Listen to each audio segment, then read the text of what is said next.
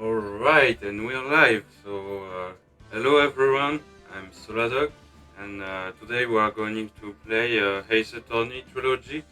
Um, so for now, I'm only going to play the first game of the trilogy. I'll see later if I want to continue.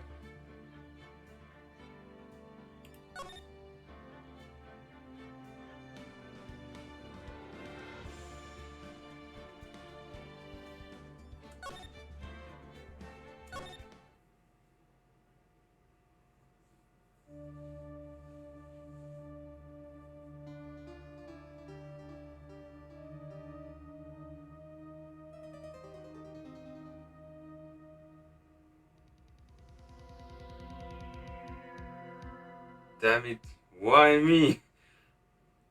I can't get out. Not like this.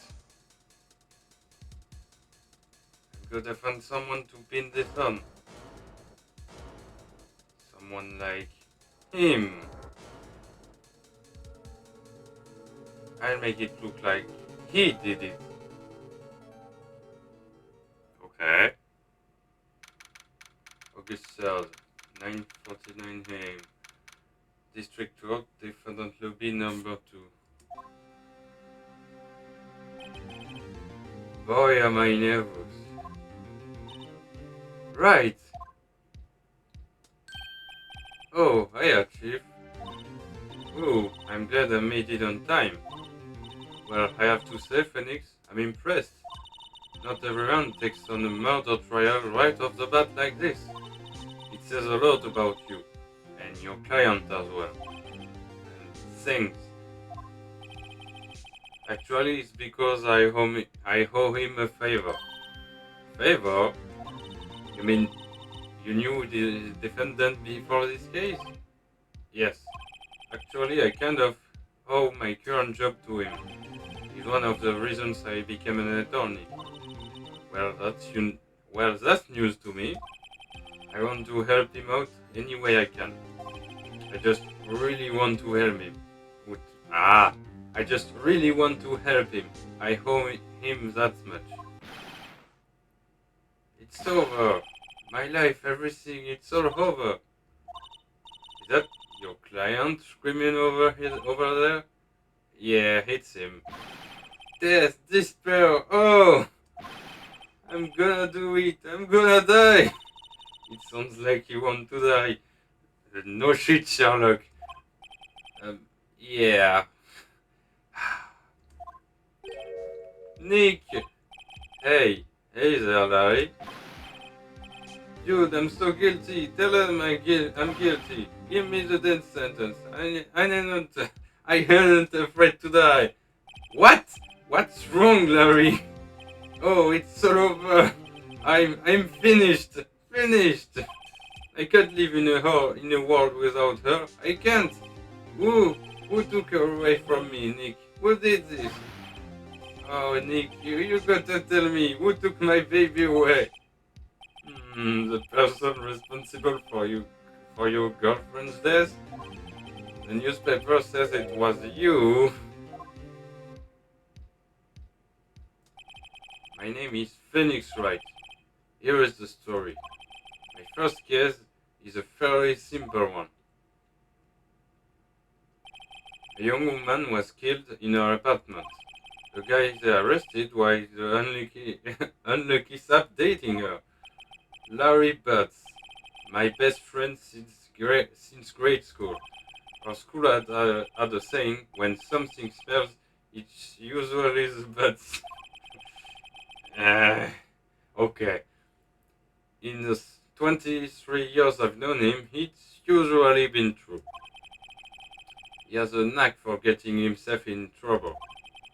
One thing I can tell though, it's usually not his fault. He just has terrible luck. Alright? But I know better than anyone that he's a good guy at heart.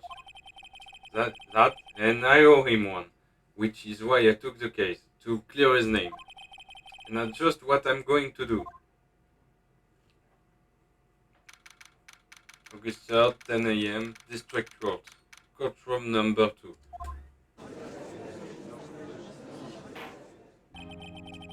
court is now in session for the trial of Mr. Larry Butts. The prosecution is ready, Your Honor. The defense is ready, Your Honor. Mr. Wright, this is your first trial, is it not? Yes, Your Honor. I'm a little nervous. The conduct during this trial will decide the fate of your client. Murder is a serious charge. For your client's sake, I hope you can control your nerves. Thank you, Your Honor. It's alright, given the circumstances. I think we should have a test to ascertain your readiness. Yes, Your Honor. Handshaking, eyesight failing. The test will consist of a few simple questions. Answer them clearly and concisely. Please state the name of the defendant in this case. Okay, it's Larry. Wait, the defendant? Yes, it's Larry Butts, right? The defendant? Well, that's Larry Butts, Your Honor. Correct. Just keep your wits about you and you'll do fine. Next question. This is a murder trial. Tell me, what's the victim name? Whoa, I knew this one. Glad I read the case report cover to cover so many times. It's... Wait. Uh-oh. No way, I forgot. I'm drawing a total blank here. Phoenix, are you absolutely sure you're up to this? You don't even know the victim's name? Oh, the victim. Of course I know the victim name. I just forgot. Temporarily. I think I feel a migraine coming on. Look, the victim name is listed in the court record. Just press the tab to check it at any time. Okay? Remember to check it often. Do it for me, please. I'm begging you. It's alright? Who is the victim in this case? Right. Tab. Here. Okay. No one would believe I was a defense attorney if I didn't carry this. Cindy's autopsy report. Time of death. 31. Oh, it's 31 of July. Yes, 7 is July. 4 p.m. 5 p.m. Cause of death, loss of blood due to blunt trauma. Okay. Right. So Cindy Stone. The victim's name is Cindy Stone. Correct. Now tell me, what was the cause of death? She died because she was hit with a blunt object. She was struck once by a blunt object. Correct. You've answered all my questions. I see no reason why we shouldn't proceed. You seem much more relaxed, Mr. Wright. Good for you. Thank you, Your Honor. Because I don't feel relaxed, that's for sure. Well then, first a question for the prosecution. Mr. Payne? Yes, Your Honor. As Mr. Wright just told us, the victim was struck by a blunt object. Would you explain to the court just what the object was?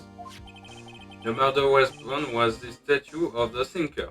It was found lying on the floor next to the victim. I see. The court accepts it into evidence. Statue added to the court record. Right? Be sure to pay attention to any evidence added during the trial. That evidence is the only ammunition you have in court. Use the tab to check the court record frequently. Mr. Payne, the prosecution may call its first witness. The prosecution calls the defendant, Mr. Butts, to the stand. I'm Chief. Why do I do now? Pay attention. You don't want to miss any information that might help your client case. You'll get your chance to respond to the prosecution later, so be ready. Let's just hope he doesn't say anything unfortunate. Uh-oh, Larry gets excited easily. This could be bad.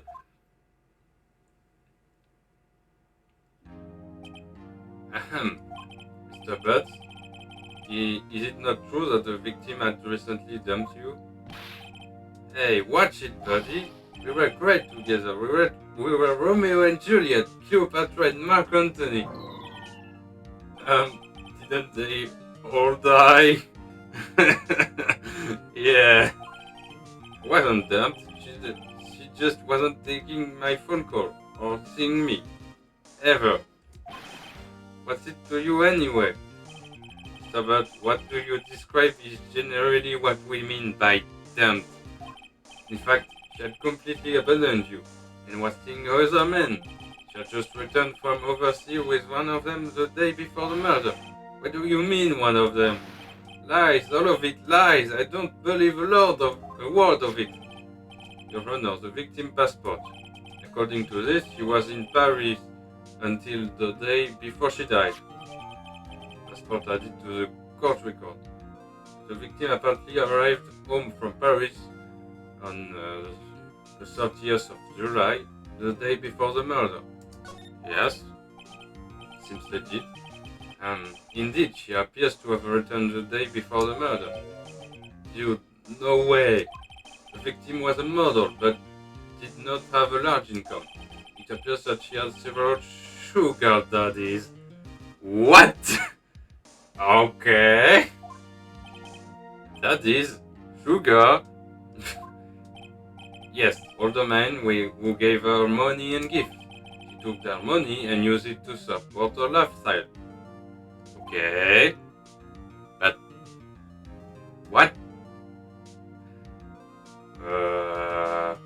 Yeah, he said she didn't have a large income.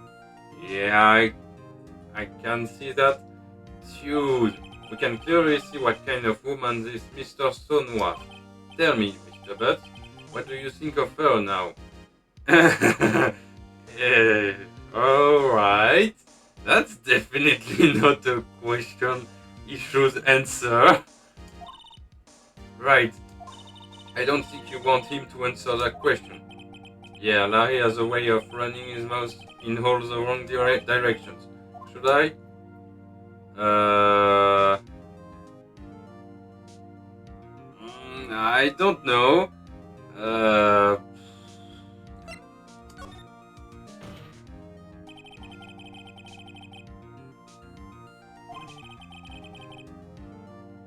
Yeah, that's probably a good argument. Okay, it seems like it was a good thing to do. Dude, Nick, what do you mean irrelevant? That's cheating shit, dog. Oh, for the love of God, Butts! I'm gonna die. I'm just gonna drop dead. Yeah, when I meet her in the afterlife, I'm going to get to the bottom of this. What?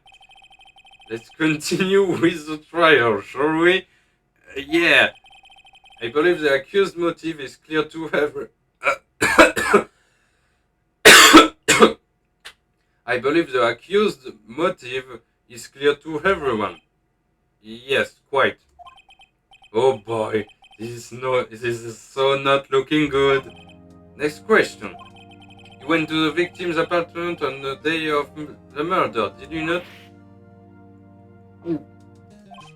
Well, did you or did you not? Well, maybe I didn't, and maybe I didn't. Uh-oh, he went. What do I do?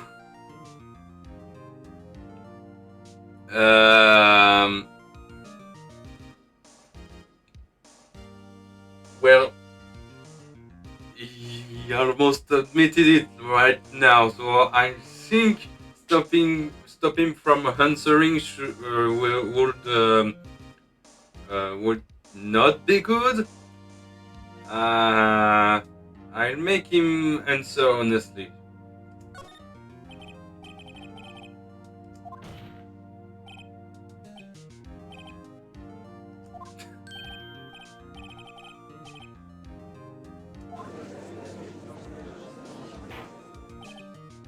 Order. Well, Mr. Butts, dude, chill. wasn't home, man, so, like, I didn't see her. Your Honor, the defendant is lying. Lying? The prosecution would like to call a witness who can prove Mr. Basil is lying. Well, that simplifies the matters. Who is your witness? The man who found the victim's body. Oh, it's the man who murdered her. Right. Of course. Just because before making the gruesome discovery, he saw the defendant fleeing the scene of the crime. Order! Order in the court! Mr. Payne, the prosecution may call its witness. Yes, Your Honor. This is bad. On the day of the murder, my witness was selling newspaper at the victim's building. Please bring Mr. Frank Sawit to the stand. Okay.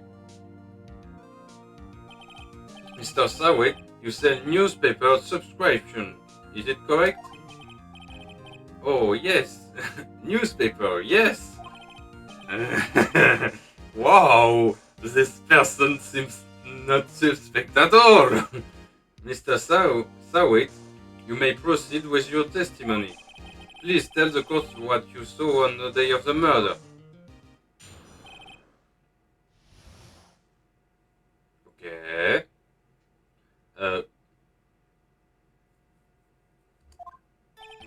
I was going door to door selling subscription when I saw a man fleeing an apartment.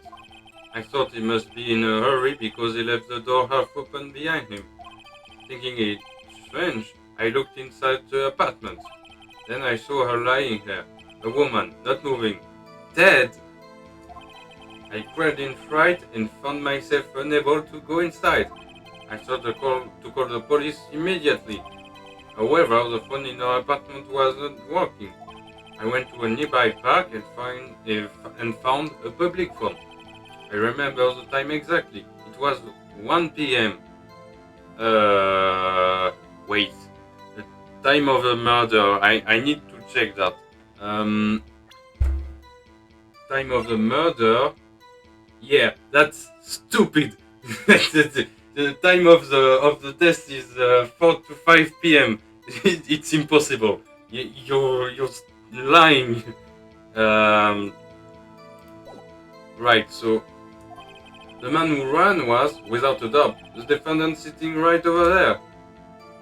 Yeah, no, you're full of shit. Larry, why didn't you tell the truth? I can defend you against a testimony like that. Yes, you can. He told an obvious lie about the murder. That's stupid. Incidentally, why wasn't the phone in the victim's apartment working? Your Honor, at the time of the murder, there was a blackout in the building. He talks about the time of the murder when his testimony is going against the estimated time. Are they stupid? Aren't phones supposed to work during a blackout? Yes, Your Honor. However, some cordless phones do not function normally. The phone that Mr. Sawit used was one of those. Okay, Your Honor, I have a record of the blackout for your perusal. Electricity to Mr. Sohn's building was out from noon to 6 p.m. on the day of the crime. Okay, so it corresponds to the time of the murder, but that still does not answer why he said 1 p.m. and the murder was 4 p.m. or 5, somewhere around that. Now, Mr. Wright. Yes. Yes, Your Honor. You may begin your cross-examination. Cross-examination, Your Honor? Right. This is it. The real deal. What exactly am I supposed to do? Why, you expose the lies in the testimony the witness just gave. Lies? What? Was lying? Of course, it was lying! Phoenix Wright! You're not helping your case there. Your client is innocent, right? then what that witness must have lied in his testimony. Or is it your client really guilty? How do I prove he's not? You hold the key. It's in the evidence. Compare the witness testimony to the evidence at hand. There is bound to be a contradiction in there. First, find contradiction between the court record and the witness testimony. Then, once you've found the contradicting evidence, present it and rub it on the witness face. Okay. Open the court record with the type and point out the contradiction in the testimony. Alright. I know! I found the problem. Okay. Door to door, yeah, he must be hurry, thinking it's strange. So lying. Yeah. Nearby park. 1 p.m. And now is the time to make you present. You found the body at 1 p.m. You're sure? Yes, it was 1 p.m. for certain. Frankly, I found that hard to believe. Your statement directly contradicts the autopsy report. The autopsy notes the time of death at some time after 4 p.m. There was nobody to find at 1 p.m. How do we explain this 3-hour gap? Ha! Oh, that. Oh. This is trivial. The witness merely forgot the time. No, he said for sure. After his testimony, I found that hard to believe. Yeah, he said for sure the time was 1 p.m. It is obviously lying. It's not an error. Mr. Saway, why were you so certain that you found the body at 1 p.m.? Geez, that's a really good question. Yes, that's a good question. Great job, right? Way to put him on the spot. That's all you have to do. Point out contradictions. Lies always beget more lies. See through one and the whole story fall apart. Yeah! Wait, I remember now. Would you care to give your testimony again?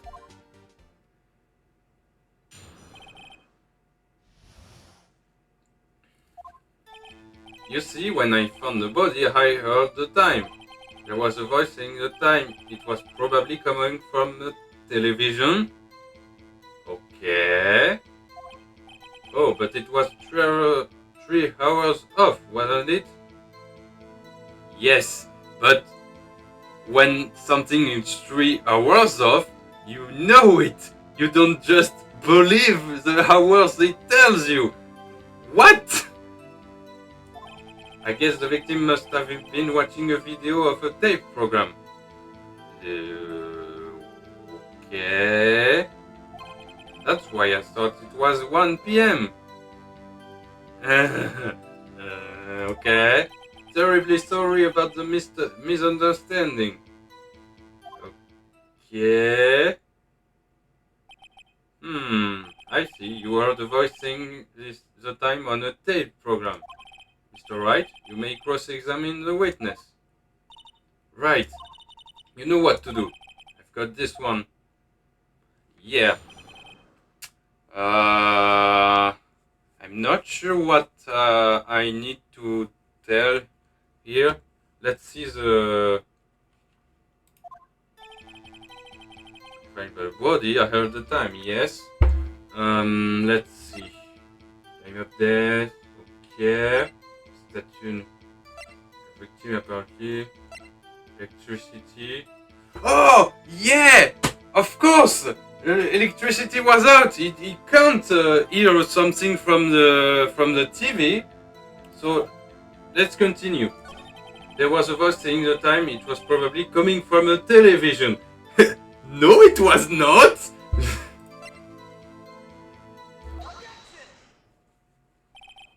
Hold it right there. The prosecution has said there was a blackout at the time of the discovery. And this record proves it. Aha! You couldn't have heard the television or a video. Ah! The defense has a point. Do you have an explanation for this, Mr. Sawed? No, I find it quite puzzling myself. Quite. Okay. Wait, I remember now. Mr. Sawed, the court will refer to an accurate testimony from the very beginning. Those constant corrections are harming your credibility. That, and you seem rather distraught. My apologies, Your Honor. It must have been the shock of finding the body. Very well, Mr. Sawed. Let's hear your testimony once more, please. Okay. What the fuck of an excuse is he going to invent to justify the 1 p.m.? Actually, I didn't hear the time, I saw it. Eh? There was a table clock in the apartment, wasn't there? Okay. Yeah, the murder weapon. The killer used it to hit the victim. That must have been what I saw. You saw a clock? I guess that would explain it. The defense may cross-examine the witness. Gladly.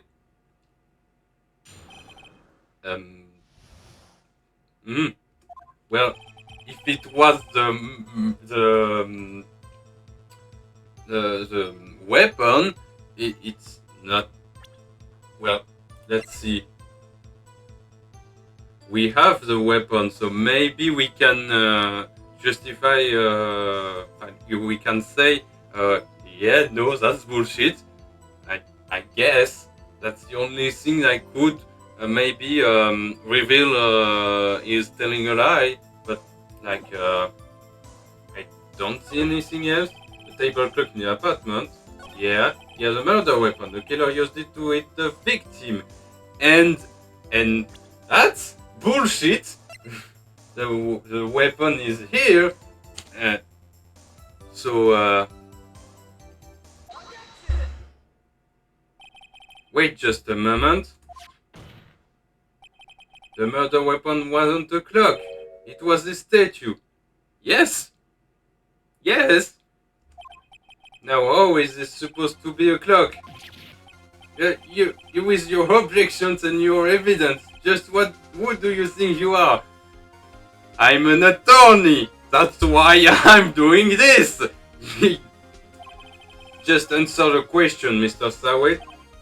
Hey, I saw it in there, okay? That's the clock. Your Honor, if I may? Yes, Mr. Payne. As the witness stated, this statue is indeed a clock. The neck is a switch. You just tilt it and it says the time out loud. And it doesn't look like a clock. I submit it as a statue. My apologies. I see. So the murder weapon was a table clock after all. Well, Mr. Wright? It appears that the witness testimony was correct. This is a clock. Do you have any problem with this testimony now? Well, we could check the hour on the clock to see if it's really 3 hours from the real time, you know? So I'm going to say yes! Your Honor, there is a gaping hole in the witness testimony. The only way he could have known the weapon was a clock is to hold it in his hand. Yes! Also that. Yet the witness testified he never entered the apartment. Yes! Clearly a contradiction. Indeed. The witness knew it was a clock because he went into the apartment. At least knew the victim. Well, why would he? Well, technically that's Probably both, but let's say went into the apartment.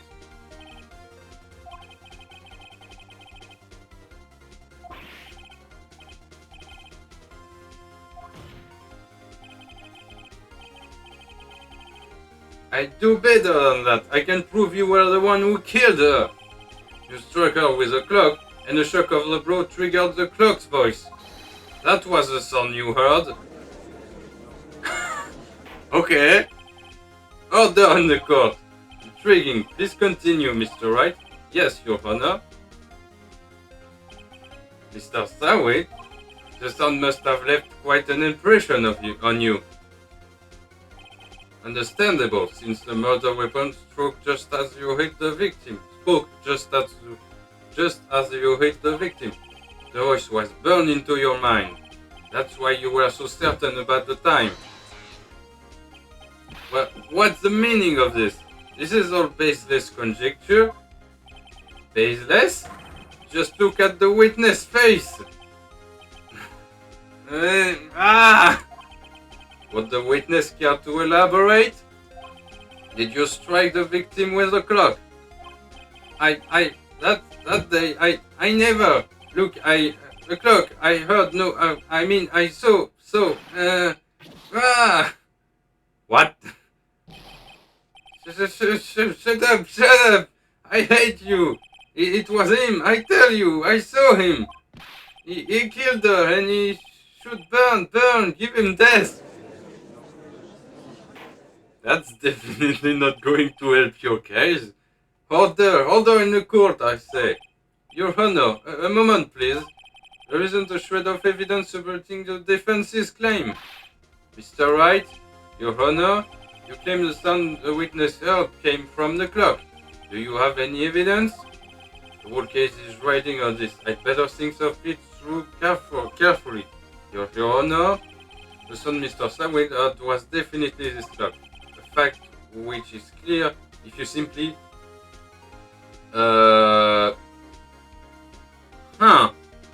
Well, the problem here is I don't know. Well, examine the clock's batteries. I'm not sure it could help. Ask the neighbors. Well, they didn't hear anything probably because there is no other witnesses. And if they heard something, they would be witnesses. So no neighbor here. And try sounding a clock. Well, I don't know between examine the clock's batteries and try sounding the clock. Let's say try sounding the clock. Wait, would it? I'm not sure it would mean anything. I'm not sure. Well, let's say try sounding the clock.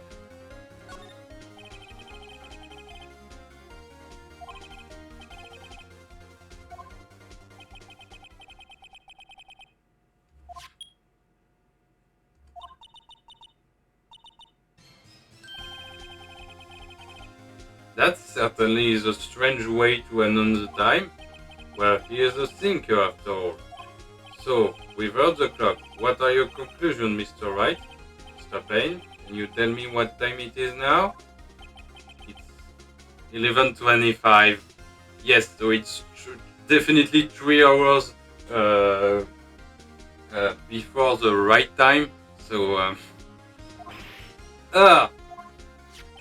as you can see, this clock is exactly 3 hours slow. Precisely the discrepancy between what Mr. Sawick heard and the actual time of death. So, Mr. Sawick, try to talk your way out of this one. Yes. You forgot one thing. Uh-oh, what's he talking about now? where it may seem like that Claus is running 3 hours slow, it proves nothing. Why? How do you know it was running 2 hours slow on the day of the murder? If you can't prove that, you don't have a case. He's right. I'm going to prove that. Damn it, I was so close. Mr. Wright, it seems to lack the critical evidence to support your claim. Wait, but if no one touched this, it definitely was 3 hours slow, the time of the death. What the fuck do you mean? Of course it was 3 hours slow. Yes, Your Honor. This means I cannot let you indict the witness. Unfortunately. Unfortunately, this ends the cross-examination of Mr. Frank Sawick. I come all the way down here to testify, and look what happens. You treat me like a criminal. A criminal! You lawyers are all slime. I almost had him. Sorry, Larry. I failed you. There is nothing I can do about it now. Not so fast, Mr. Starway. Yeah, I mean, Chief, listen up, right? Don't throw this one away. Not like this. Think. But Chief, it's over.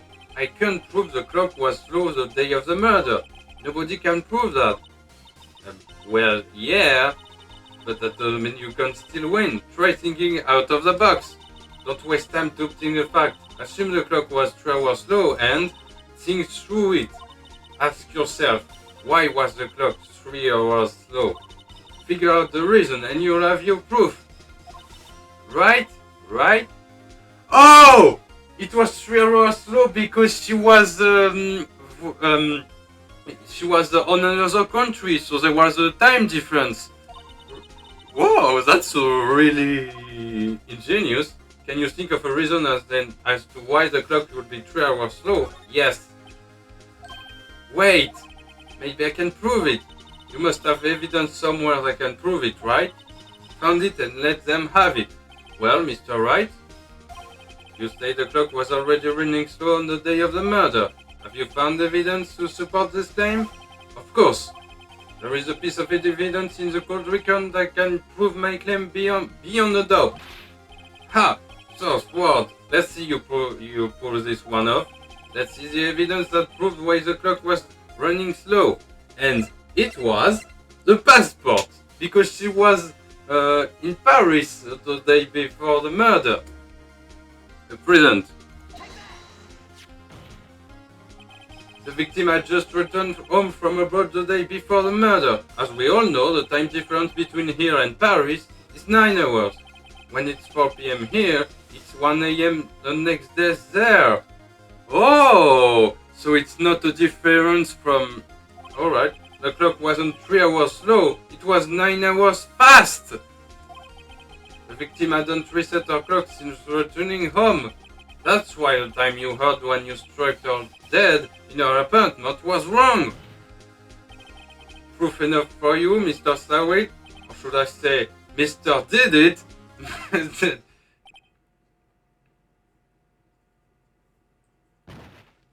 Oh, well that was unexpected. Order, I say. Well, this case has certainly turned out differently than what we all expected. Mr. Payne, your witness? He was arrested and has been taken away, Your Honor. Very well. Mr. Wright? Yes, Your Honor? I have to say, I'm impressed. I don't think I've ever seen someone complete a defense so quickly and find the true culprit at the same time. Thank you, Your Honor. At this point, this is only a formality, but this court finds the defendant, Mr. Larry Bird, not guilty. Woo!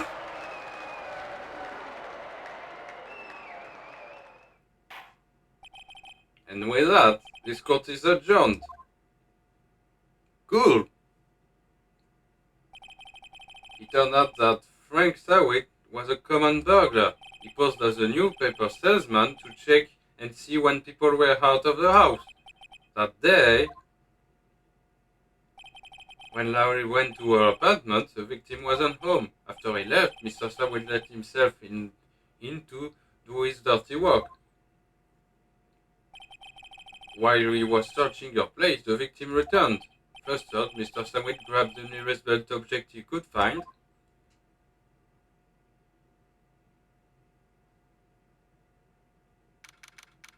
August 3rd, 2:32 p.m., District Court, Defendant Lobby number 2. Whoa, I still can't believe we won. Right, good job in there. Congratulations. Thanks, Chief. I owe it all to you. Not at all, not at all. You fought your own battles in here. It's been a while since I've seen her try her hand on such a satisfying note. I've never seen the Chief looking this happy. If she's this glad, imagine how Larry must feel. My life is over. Ah, Larry! Larry, you're supposed to be happy. What's wrong now? Oh, Nick. Don't worry about me. I'll be dead and gone soon.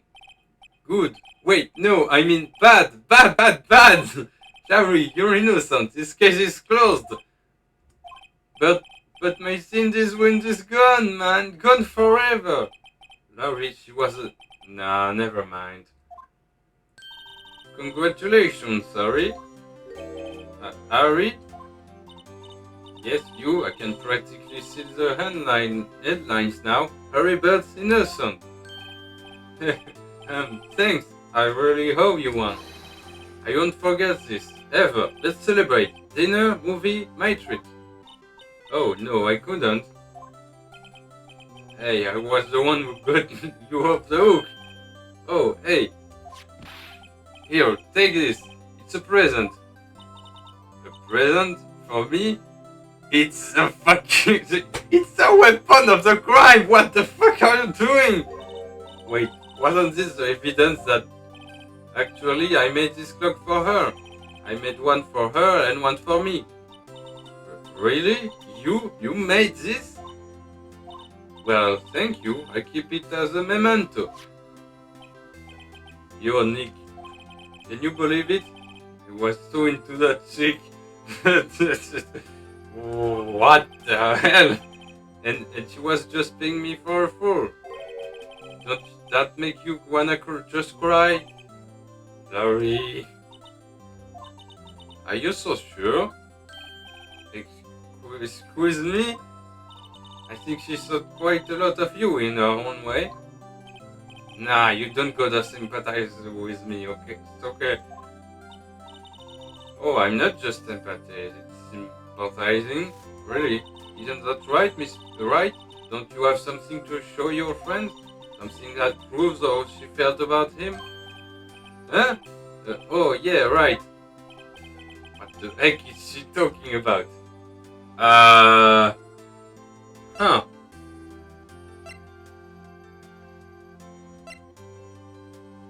Ah, yes, she had the statue with her when she was in another country.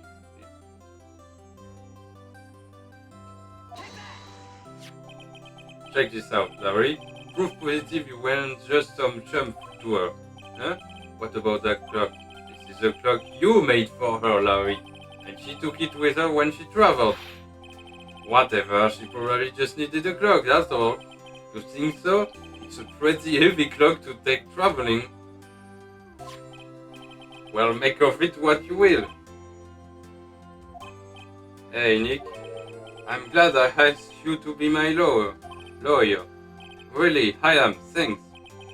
Hope that made him feel a little better. Alright. Right? I hope you see the importance of evidence now. Also, hopefully you realize things change depending on how you look at them. People, too. We never really know if our clients are guilty or innocent. All we can do is believe in them. And in order to believe in them, you have to believe in yourself. Right? Listen, learn, grow strong. Never let go of what you believe in. Never. Well, I think our work here is done. Shall we be off? Yeah, I guess so. Say, how about the dinner? Only? We'll drink a toast to innocent birds. Yeah! Oh, speaking of Harry, you were saying part of why you became a lawyer was because of him. Yeah, part at least. You'll have to tell me more about it sometime. Maybe over drinks? Okay. And so my first trial came to a close. Larry strapped me on the back and said, "Okay, Nix, it's good to have friends, but I'm pretty sure he's not going to pay us unless you count the clock he gave me." Yes, that's alright. I didn't know it then, but that clock was soon going to be at the center of another incident. Oh, and my promise to tell the chief about me and Larry would be one promise that I wouldn't be able to keep. Oh, well, that's a problem. That doesn't sound good. A brand new episode has been added. Save your progress up to this point? Yes.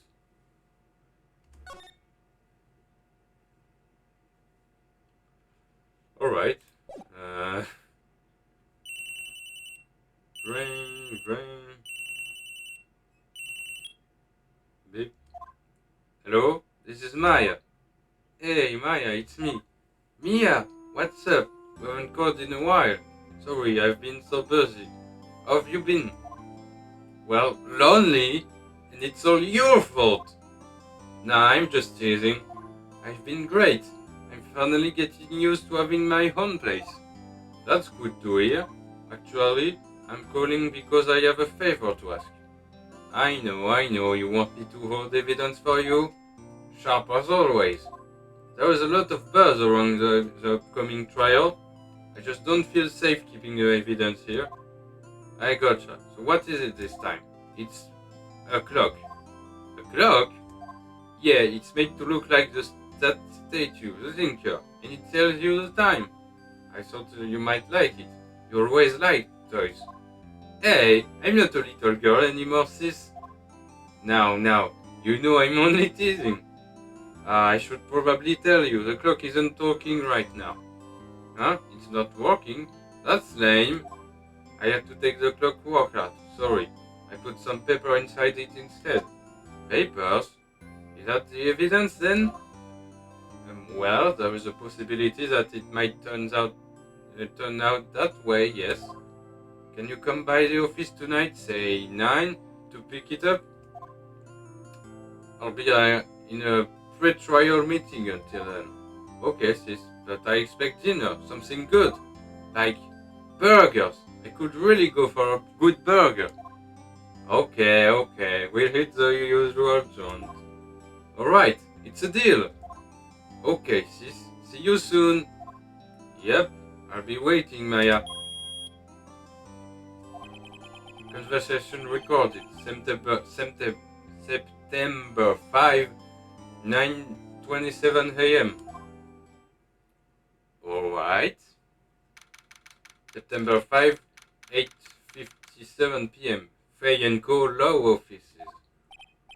Now, Miss Fay, I'll take what's mine, the paper. I'm sorry, but I can't give you what I don't have. Miss Fay, you are a poor liar. Why, I see it right over there.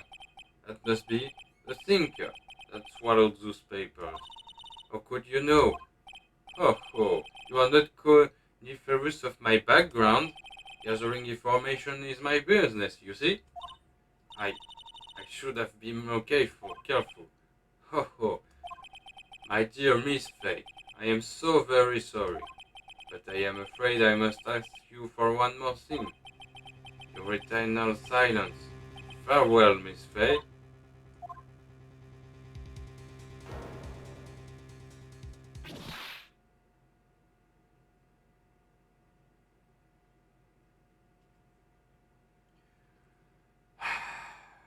red, white, blue.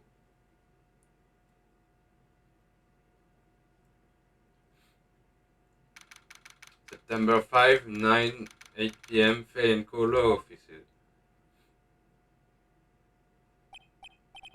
Uh-oh, I'm late. Oh, that's strange. Guess the chief left without me. She said her sister was coming over, so we should all go out for dinner. What's that smell? Blood? Mia! Maybe she's in her office. Well.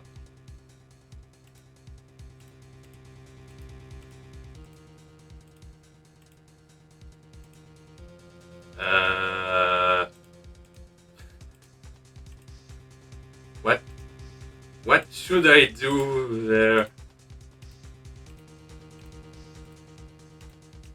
What?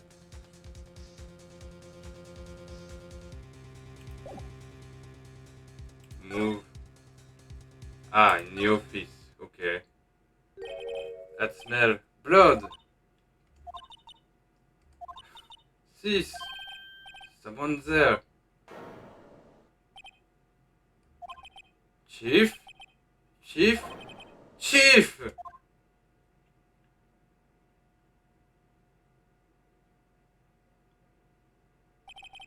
Who are you?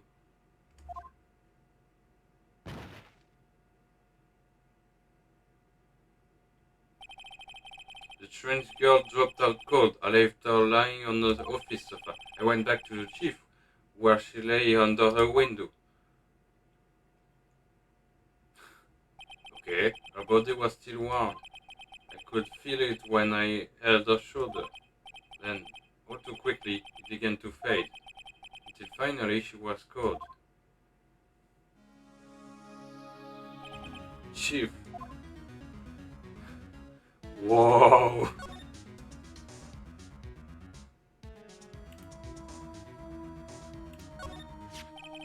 Some shards of glass are scattered on the floor. There seem to be remains of glass light stand. Okay.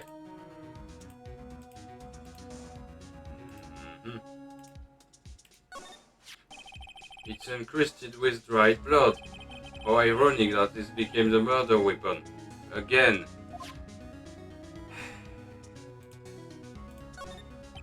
Chief, it's hard seeing her like this, but if there are many clues here, she was struck on the head with a blunt object. She probably died instantly.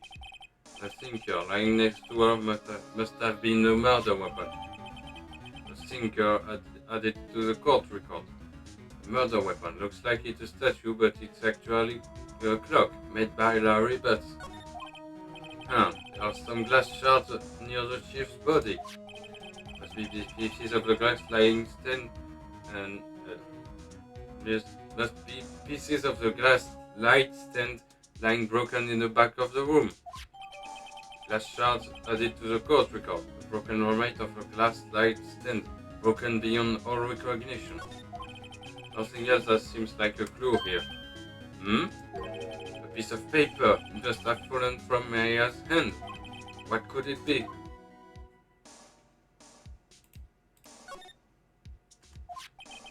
The word is written in blood on the scrap of paper. Maya? Did Mia write this? This piece of paper is a receipt from a department store, dated yesterday. Receipt added to the court record. Okay. I think that's enough snooping around for now. I'd better call the police and find out what that girl was doing here. Alright.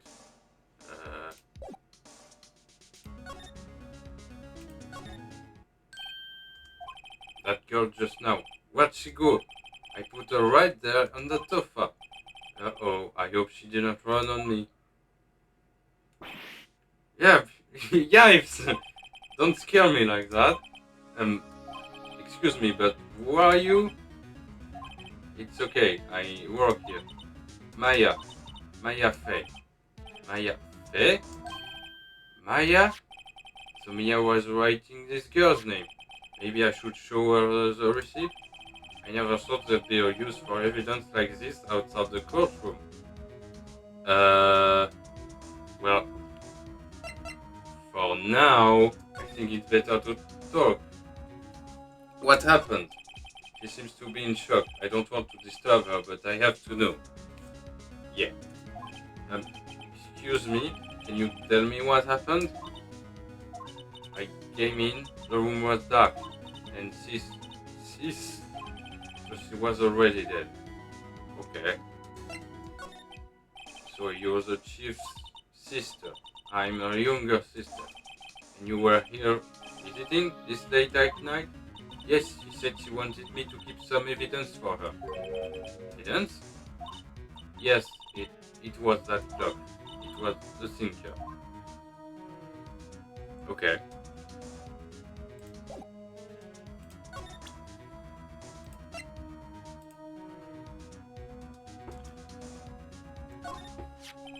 Before Maya died, she wrote a message with her own blood. She wrote it on the back of this receipt. That's my name. Why? Why would she write my name? Please just calm down. Why would she write my name? Uh-oh, now I've done it. Better hurry up and call the police. Okay.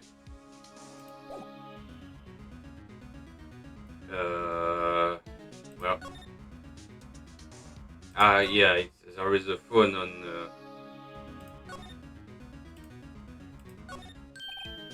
Right, I'd better call the police. That's funny. A few of the screws on the receiver are missing. It looks like someone was halfway through taking it apart. Police! Please come quick! What was that? Someone screaming from outside the window? She's staring right at me. She's holding a phone in her hand. What?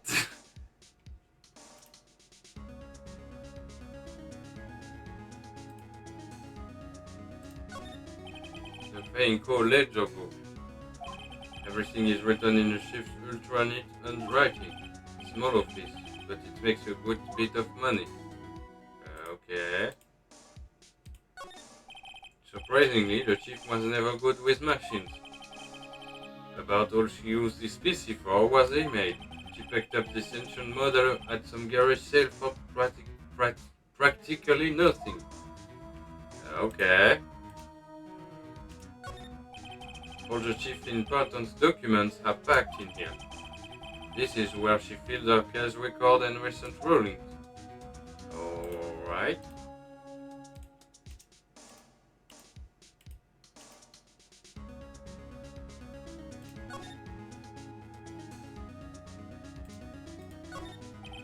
There is a large building right across from the office.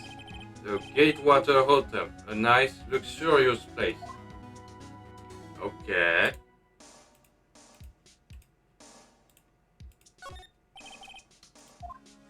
Yeah, well.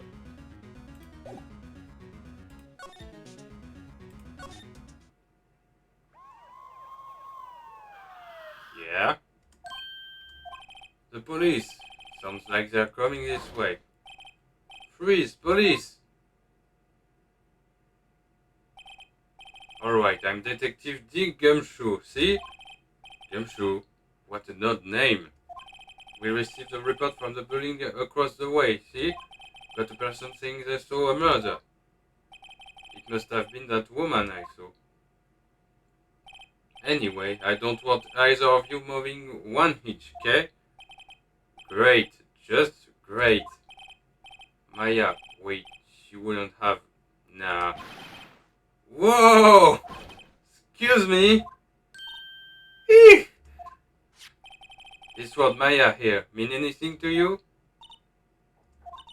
Um, that... That's my name. What? The victim drew this here note in her own blood, see? With her dying breath, she wrote down the killer's name. Killer? I'm not... Case closed. You're coming down to the freaking, madam. What?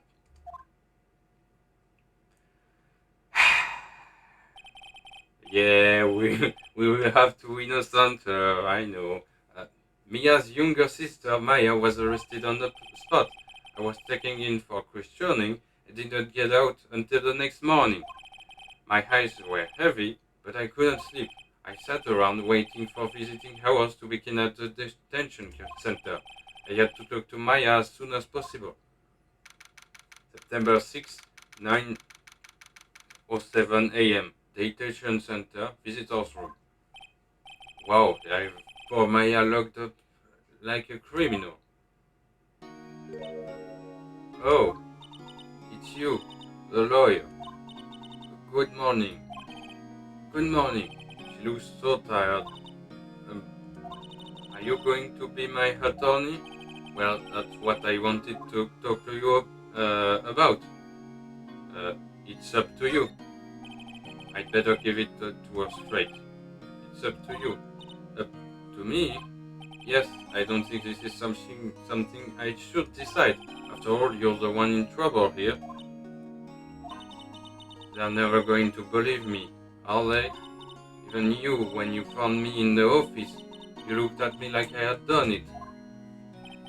Did I look at her like that? No, I never thought. It's okay, I understand. And I've also heard about you. Heard? Heard what about me? I was talking to my sister on the phone the other day. Today was my junior partner's first time in court. Wow, really? How'd that go? It was quite a thing.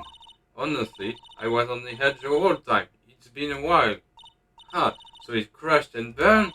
He's a genius. One of those strike fear into the hearts of evil types. The only thing he's lacking is experience. Yeah, checks out. Huh, sounds like it was fun. Well, I know who to go to if I ever get into trouble now. I don't know, Maya. I think you might want to wait. Give him 3 more years. That is, unless you want to be found guilty. What? That's what she said. I'm sorry. I didn't mean to insult you. No, it's okay. It's true, I guess. But at the same time, I can't just sit by and watch. When I think of the person who did this to Maya, I know. Okay. Let's talk more. There is something I've been wanting to ask you. Yes? What's with that outfit? Oh, this? This is what all acolytes wear. It's my uniform, you could say. Acolytes? Like people in religious training? What is it you do? Oh, it's nothing strange, really. I'm a spirit medium. In training. Okay, a spirit medium? I'm pretty sure that qualifies as strange. Yeah, I guess it's true. Um, the day of the crime. Could you tell me about the day of the murder? Yes, let's see. That morning I got a call from my sister. She wanted me to hold on to a piece of evidence for an upcoming trial. Evidence? Yes, that clock shaped like the thinker. The one Larry made. How could that have been evidence in a case? Right, she said something about that. I remember. Do you want to hear it in her own voice? Her own voice? Yes, I'm pretty sure our conversation is on my cell phone. You recorded it? Yeah, I forgot how to delete those things. Okay, well, we heard it at the start of the chapter, so I don't really have a need for that, but okay. So you say you have a conversation with your sister on your cell phone. Let's hear it. Right. Oh, I just remembered that detective took my cell phone. Sorry. Oh, right. Of course.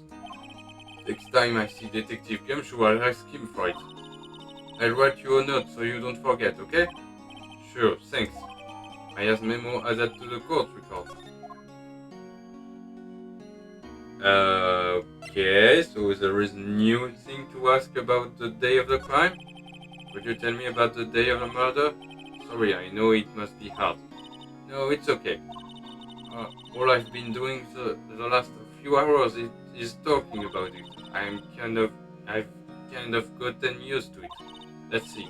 That morning I got word from a sister. She wanted me to order to at the sinker clock that Larry made. It practically qualifies as a serial murderer by now. Yeah, same same weapon, same way of killing. Technically, so then when did you arrive at the office? It was right around 9 o'clock. The lights were off and I could smell blood. Then I found her, my sister. Thanks, Maya. That's all I need to hear for now. So you're an acolyte. Uh, medium in training? That's right. Your Fae family, especially the women, have always been very sensitive to the spirit world. Wait a second, you said the Fae family? So Mia was into this stuff too? Of course. She left the mountain to follow her career, she said. Her powers are first class too. I had no idea. Wait. What? So you're a real honest to goodness spirit medium with ESP and all that? Yes. In training. Well, can't you contact Mia's spirit then? We can just ask her who killed her. I'm sorry. I'm still in training. I couldn't do something on that level. Huh. I thought that would be too easy. Right? Something the matter? I was wondering, could I ask you a favor? This is the address of a famous lawyer. My sister gave me this a long time ago. She said if I was ever in trouble, I should call him. And, well, I'm in trouble. Do you think you could go ask him to represent me? Sure, why not? I'll go ask. Thank you so much. I have no one else to turn to. Say, what about your parents? I see. Don't worry. Leave it to me. Thank you. The trial's tomorrow at 10 o'clock. What? Tomorrow? Tomorrow. What if this guy refuses? They told me that if I don't find one, the state will pick an attorney to defend me. When will that happen? They're giving me until 4 o'clock this afternoon. Visiting hours are almost up. I'd better hurry. Right, I'll be back. Okay.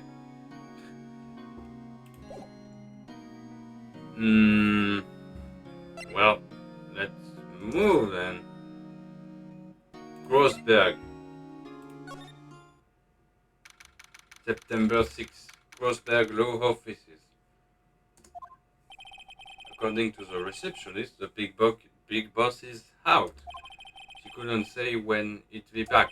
It must be hard to keep track of everything when you're a famous lawyer, not to mention run an office like this. I guess I'll just have to come back later. Okay. Can I examine? Can I... A table for clients. An elegant ebony case, if I'm not mistaken, that lighter's made of solid gold.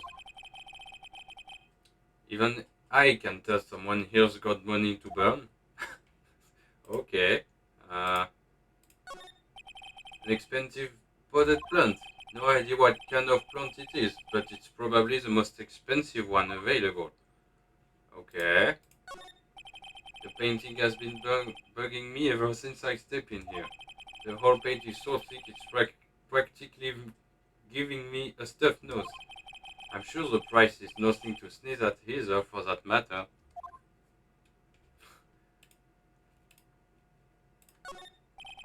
expensive-looking mahogany bookshelves filled with expensive-looking books. Funny, they don't look like they've ever been read. Who would have thought? Okay. Well. Oh. A solid mahogany desk. The woods be polished to a deep luster. Alright, and let's go back. Okay, and then, well, let's go back to the office, I guess.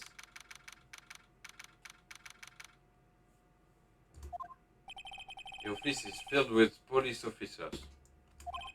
They are all busily searching for clues. Hey, you there! This is a crime scene, pal. No trespassing. Sorry, don't I know you from somewhere? Oh, God! Is this serious? Wait, you're that buzz guy, aren't you? No, Phoenix Wright. Or could anyone mistake me for Larry? Yeah, that's stupid. Guess I got the wrong name, Mr. Wright. Sorry about that. That buzz guy, he was a killer. And you know killer, right? He was proven innocent. Right. And you were Detective Gumshoe.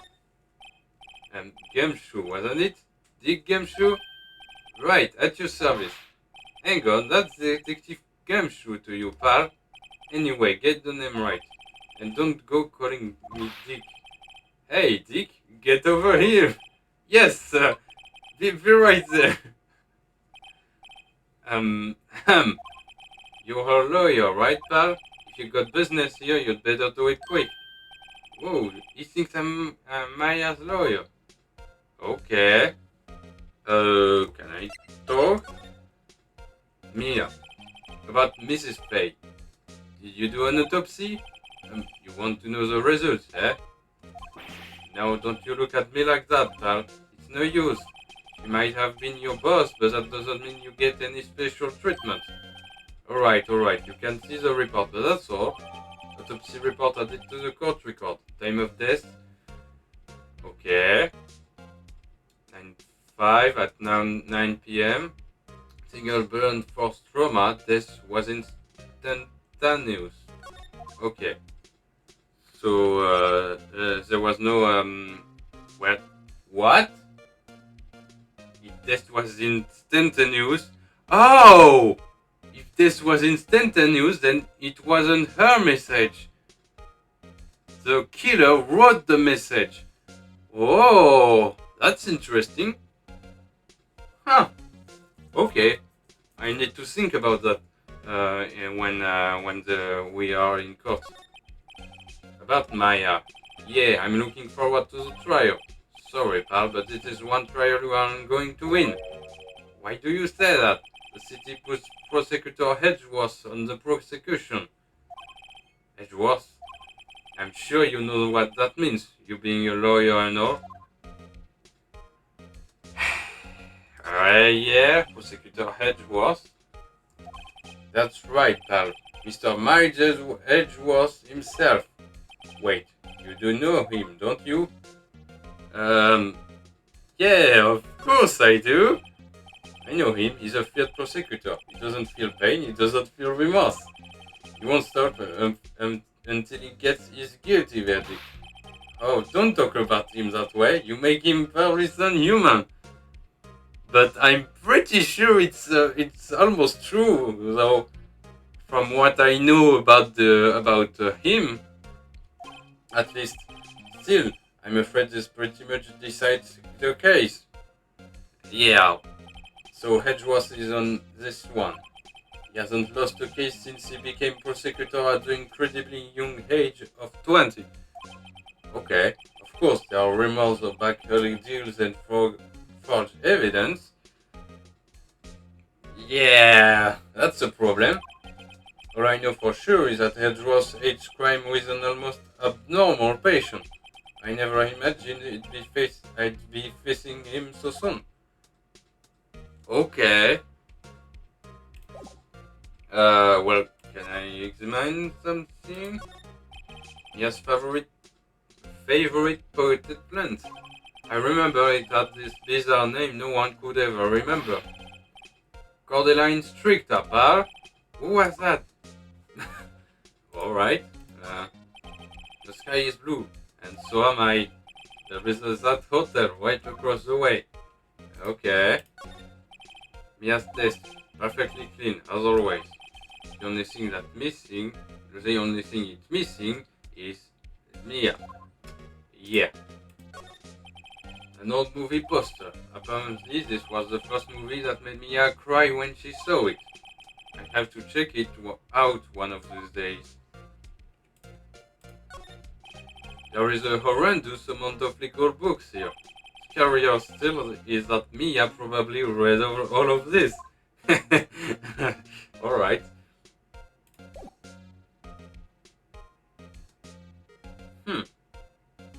I have to present the note saying to have the phone. I was wondering, did you seize my face cell phone? Oh, that? I have that. Do you think you could give it back? Sure. I mean, wait a second, pal. Tricky lawyer. Uh-oh, isn't to me. Tell him straight. If I tell him why I want it, there's no way he'll give it to me. Something the matter? Oh, no, it's just, detective. Nope, I know nothing, pal. That cell phone has a lot of numbers in it, like our boyfriends. The cell phone holds all little girl's sweetest and spiciest secrets. Huh? You're trying to confuse me. Sorry, pal, I already checked all the numbers in memory. Impressive, you're quite a detective. Oh, here, you can have your phone back. There weren't any suspicious call recording there after all. Seems he didn't notice the recorded conversation. Alright. Take the court record to hear the recorded conversation. I guess I've asked all the questions I need to. You all done, pal? Yes, thank you. I'll be heading out now. Oh, wait. One more thing I wanted to mention to you. I don't suppose you're planning on talking to that witness. Anyway, you'd better not. You're influencing the witness with your lawyerly ways, pal.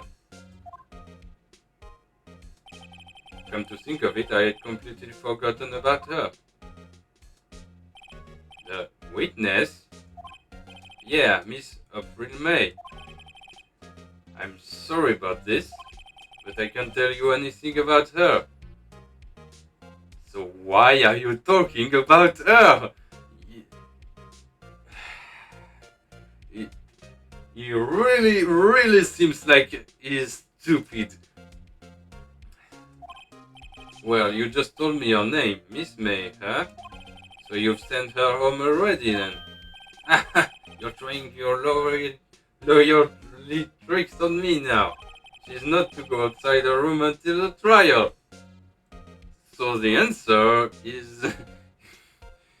yeah, so she's still in the hotel across the way. I guess I should know better than try to get a detective to leak information. You got that right, pal. Time to pay a visit to Miss May. Yeah. So back. Let's move then.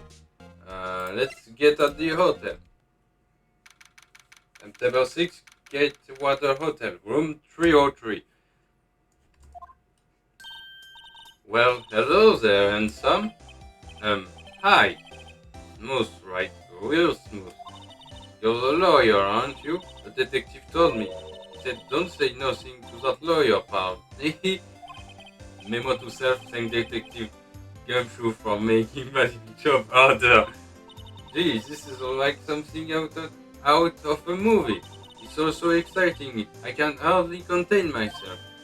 Oh, let me go freshen up so I can talk the part of that beautiful eyewitness. I pity the lawyer that has to cross-examine this one. Well, you're going to laugh, but I'm pretty sure it's going to be you. There is a screwdriver stuck in his drawer. A screwdriver? Well, that doesn't seem like it should be in a hotel. At least not there in a hotel. I wonder what's inside. Let's take a look. Hey! What are you doing? No touching. Oh, bad boy.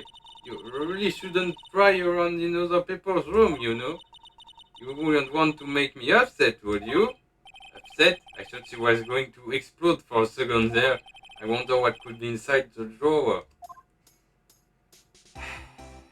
Okay. And the late summer sunlight streams through the window. There is the faint color of this building, of course. You can see the inside of the room pretty clearly from here.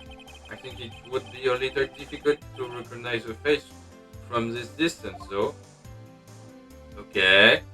Well, a simple bed. It's been recently made. Nothing I can see here. Okay. The bottle and two glasses are on the table. Somebody must be staying with her.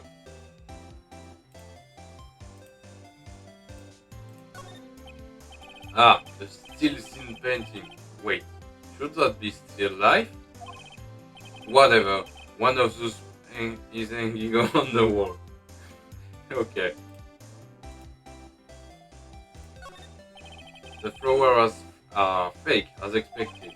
I know sunflowers and tulips, but that's about the extent of my flower knowledge. Yeah, that I wouldn't expect a lawyer to be to know a lot about flowers. So, can I talk? What you witnessed? Do you think you could tell me something? I need you to describe what you observed at the time of the incident. Oh, observed incident? You sound just like a lawyer in the movies. I like a man with a big vocabulary. Okay. Better not encourage her. You know that thing that occurred happened the other day? The bad thing? What did you see when it happened? I don't suppose you could tell me about it. Pretty please? Let me see. Well, dream on. If you want to know, you'll just have to come to court tomorrow, Mr. Lawyer. Oh boy. Could you just... Who exactly are you? Oh, Mr. Lawyer, are you hitting on me? No! Hey, I'm just doing my job here. You know you're cute when you blush. Believe me, this is the first time in my life I've blushed this much. Right. Can you just tell me what is it you do? Well, no. And you had your little hopes up, didn't you? Oh boy. I see there are two glasses on the table. Is someone staying here with you? Oh, what amazing powers of observation! You must be one of those famous detectives, like on television. Oh no, not me, I'm just a lawyer. Say, Mr. Big Detective, why don't you go look for clues in the garbage, Miss May doesn't like nosy little lawyers. Oh boy. Okay, so nothing more to ask. Well, let's move then. I think I should go back to detention center. Hey, what is it? Did you meet the lawyer? Sorry, I haven't seen him yet. I see. I'd better go see if I can find this elite lawyer she's talking about. Yeah. Well, I can probably present her with her cell phone. Hey, I got your cell phone back. Oh, say, can I listen to my sister's voice? Maya's eyes closed. She listened to every word with such intensity. Before long, tears began to roll down her cheeks. Thank you. Okay, well, uh... is there anything new? Your family. What about your family? I only had my sister. My father died when I was very young, and I don't know where my mother is. Don't know? So she could still be alive? The women in my family have been mediums for generations. They, they say a lot of spiritual power runs in our blood. About 15 years ago, our family was involved in an incident. There was a man, and he ruined our mother's life. Ruined? After that, she disappeared. Several, several years after that, my sister announced she would become a lawyer, and she left the mountain. So you live by yourself? Yes, I've gotten used to it. Oh, also, I have to become independent, or I would lose my powers. I feel bad for all by yourself up in that mountain. So who was this man who ruined your mother? About 15 years ago, there was an unusual murder case. It made quite a stir. Everyone was talking about it, apparently. The police were running out of leads, and they were getting desperate. Wait, they didn't use a spirit medium, did they? The police convinced my mother to try to contact the victim. Wow, so what happened? The case was solved. We thought. You thought the man my mother helped the police capture was innocent. Oh, well that's a problem. The police consultation with a medium had all been carried out in secret, of course, but the man found out about it and leaked it to the press. He told all the papers that my mother was a fraud, and the media jumped on it big time. My mother, became the laughing stock of the nation. I see. White. Excuse me, White? That was his name. My sister told me. White? White? Wait a minute. That's the name of the... At the start, when there was a murder, we heard White at some point. Huh. So, let's move. Is there anything new in the office? Seems like Mr. Grossberg is out. Yeah, well maybe I should just wait here for him to come back. Ahem! If that wasn't the most over-the-top clearing of the throat I've ever heard. Aha, so you're the one they say has been looking for me. Yes, that's me. He looks even grander than I imagined. That badge on your collar. Ah, so you're a lawyer, are you now? Yes, well, yes. And what do you want? I'm not particularly busy these days. Please proceed. Not busy? Then how come no one could get in touch with you? Something the matter? You came to see the one and only Marvin Grossberg, did you not? Well, here I am, boy.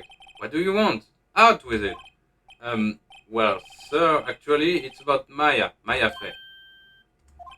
Oh, yes, Maya Fey. Go on. Why the strange reaction? Cha-cha. I'm really quite busy here, son. I can't go taking case on a day's notice. No, it's quite impossible. Yeah, I was pretty sure something like that would happen. Wait a second. How did you know the trial was tomorrow? Um, anyway, I'm afraid it's entirely impossible for me to represent her. Sorry, end of discussion. What's going on? He refused me before I even got a chance to ask him. What do I tell Maya? Okay. Can I talk? Refusal. Or can you just refuse like that? please tell me why you won't take the case. Um, um, well, you see, it's just, I'm busy, you see, but the client is Maya Faye's sister. Um, um, Maya trusted you. She knew her sister would be in good hands. Yes, yes, of course, I know that. However, I'm sorry, but I must refuse. Sorry, goodbye. Creep. Fine. I don't have time to argue with you anyway. I'll go look elsewhere. Think not. Huh? Did you say something? I think not, I said. What do you mean? I'm terribly, terribly sorry, but I'm afraid that no lawyer worth their salt will take on this particular case. Terribly sorry, my boy. Why? I I cannot say. I beg your pardon, but could you leave now? I've nothing more to discuss with you. What's going on here? Okay. How did you know Maya Faye? She worked here a long time ago. Quite the apprentice, that one. Learned my techniques in the blink of an eye. She left one day, quite suddenly. She had a mission, you see. Mission? You could see it in her eyes. She followed it with a burning passion. Never looked back, that one. Okay. That's quite a painting. Aha, you noticed. It's my pride and joy. Impressive, isn't it? Well, isn't it? The color of the sky, the hue of the sea, the wave of the straw hat. It's worth at least 3 million. I have no intention of parting with it, of course. No, I won't sell it, not even to you. I wasn't interested. It's not for sale. I'm not buying. Please. Alright, well, let's go back to Maya. Well, no, I didn't want to do that. Detention center. Well, that's a problem. Number 6, 3:42 p.m. Detention center, visitor's room. Ah, yeah. Oh, you're back. Did you find the lawyer? Well, what do I tell her? Well, see, just be honest. I really don't think you should use that guy. He didn't seem healthy. He was all skin and bones. What really happened? You don't mean he refused to help? I see. I've been abandoned then. Just a little longer now before the state-appointed lawyer comes, I guess. 4 p.m. Time's up. What should I do? Do I just leave her and go home? No, of course not. I've made up my mind. I'm going to defend you whether you want me to or not. Why? Why? Well, I can't abandon you. No one is as sad as a person without any friends. I know, I've been there a long time ago. Why did I become a lawyer in the first place? Because someone has to look out for the people who have no one on their side. Maya, I won't abandon you. You can count on me. That's so kind of you.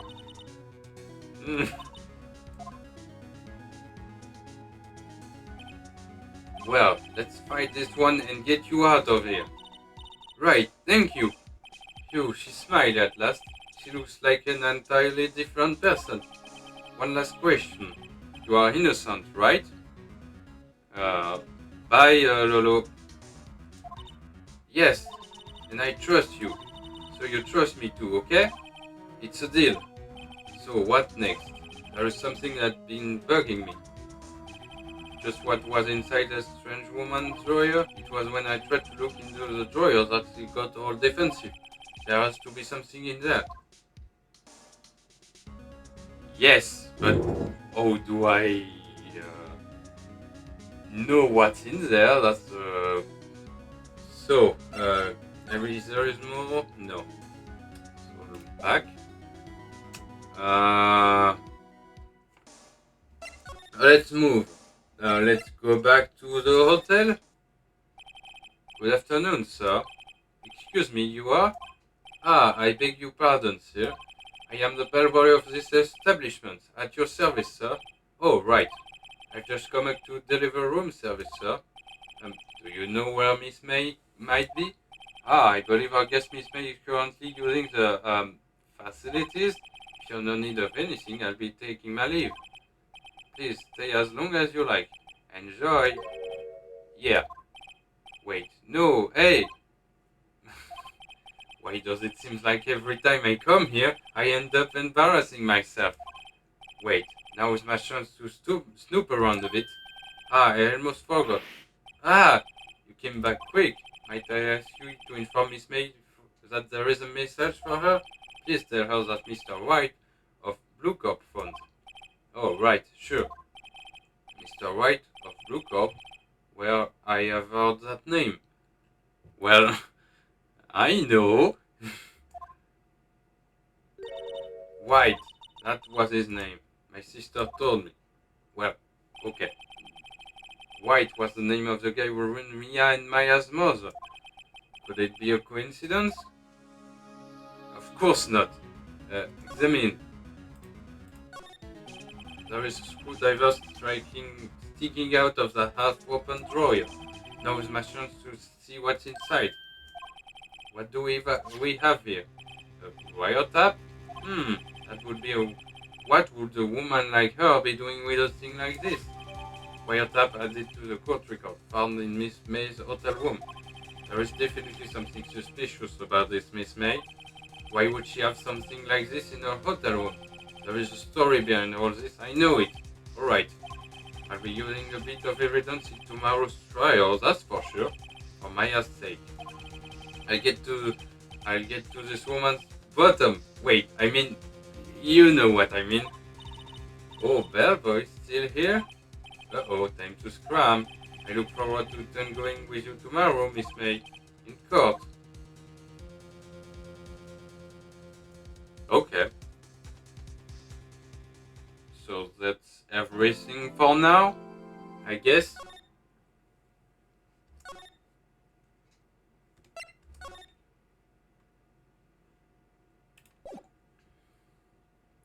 Day 2 trial. September 7, 10 a.m. District Court, courtroom number 1. Court is now in session for the trial of Miss Maya Fey. The prosecution is ready, Your Honor. The defense is ready, Your Honor. Miles Edgeworth. I'd better not show any sign of weakness today, or it'll be on me in an instant. Mr. Edgeworth, please give the court your opening statement. Thank you, Your Honor. The defendant, Miss Maya Fey, was at the scene of the crime. The prosecution has evidence she committed this murder, and we have a witness who saw her do it. The prosecution sees no reason to doubt the fact of this case, Your Honor. I see. Thank you, Mr. Edgeworth. Let's begin then. If we may call our first witness, Your Honor. The prosecution calls the chief officer at the scene, Detective Gumshoe. Witness, please state your name and profession to the court. Sir, my name is Dick Gumshoe, sir. I'm the detective in charge of homicide down at the Preakins, sir. Detective Gumshoe, please describe for us the detail of this murder. Very well, sir. Let me use this floor map on the office to explain. The body was found by the window, here. And the cause of death? Loss of blood due to being struck by a blunt object, sir. No, it was not. The murder weapon was a statue of the thinker found next to the body, sir. It was heavy enough to be a deadly weapon, even in a girl's hands, sir. The court accepts the statue as evidence. They're still calling it a statue. Floor plans added to the court record. Now, detective. Yes, sir. You immediately arrested Miss Maya Fey, who was found at the scene, correct? Can you tell me why? Yes, sir. It had hard evidence he did it, sir. Detective Gumshoe, please testify to the court about this hard evidence.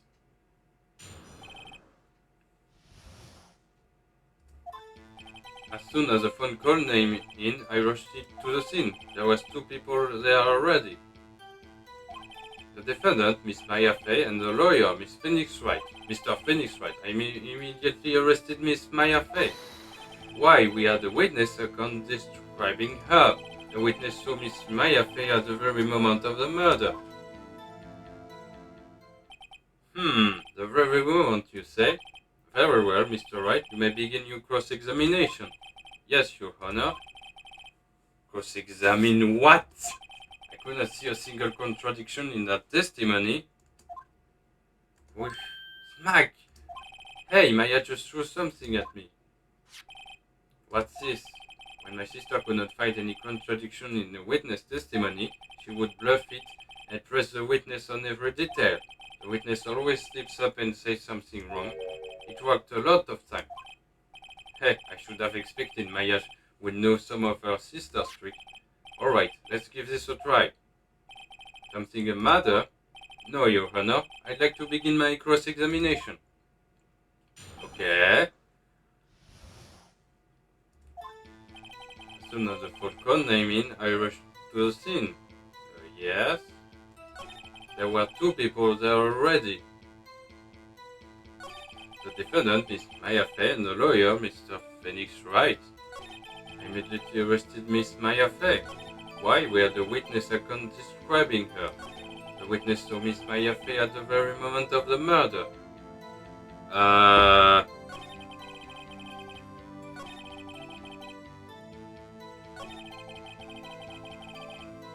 Wait.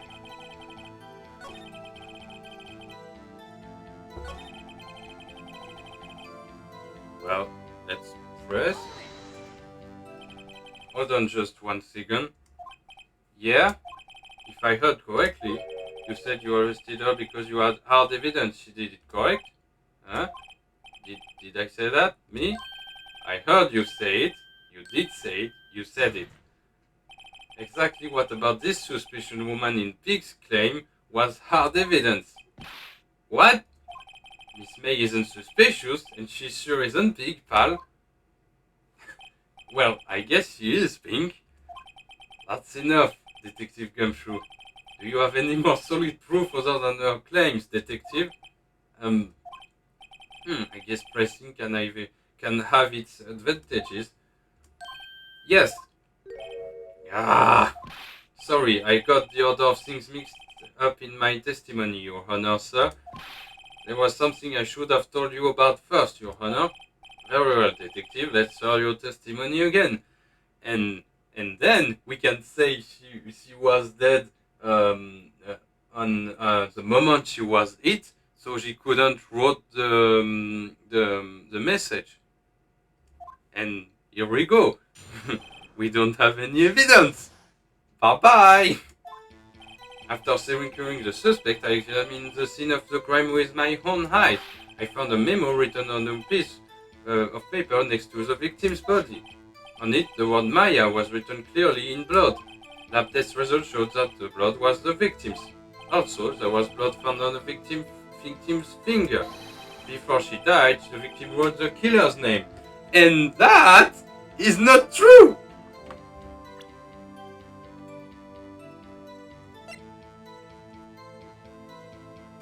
I cannot present the evidence on the first testimony, okay.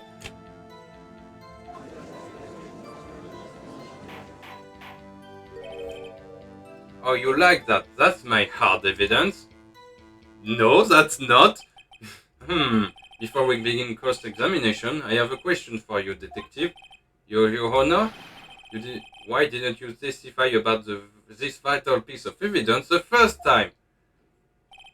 I know, I'm really embarrassed. I forgot about it, Your Honor, sir.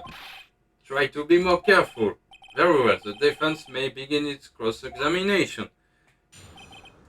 Yeah, that's definitely not hard evidence.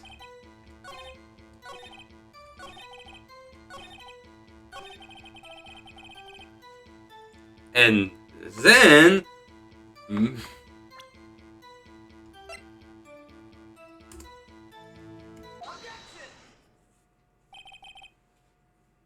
Detective Gumshoe, There's one thing I want you to clarify for me here. You say that the victim, Maya Fey Woods, is not.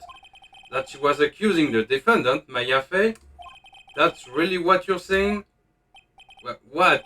This isn't one of those lawyer tricks now, is it? Of course you want it. Who else could have?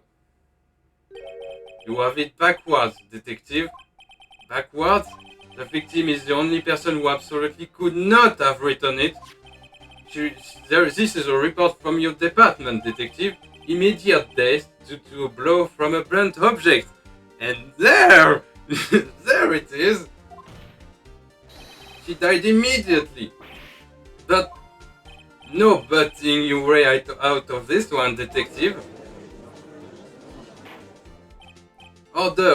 The defense has a point. Someone who died immediately would not have the time to write anything down. Mr. Wright, I beg your pardon, but when exactly did you obtain that autopsy report? When? The day after the murder? Why would it matter? The prosecution point being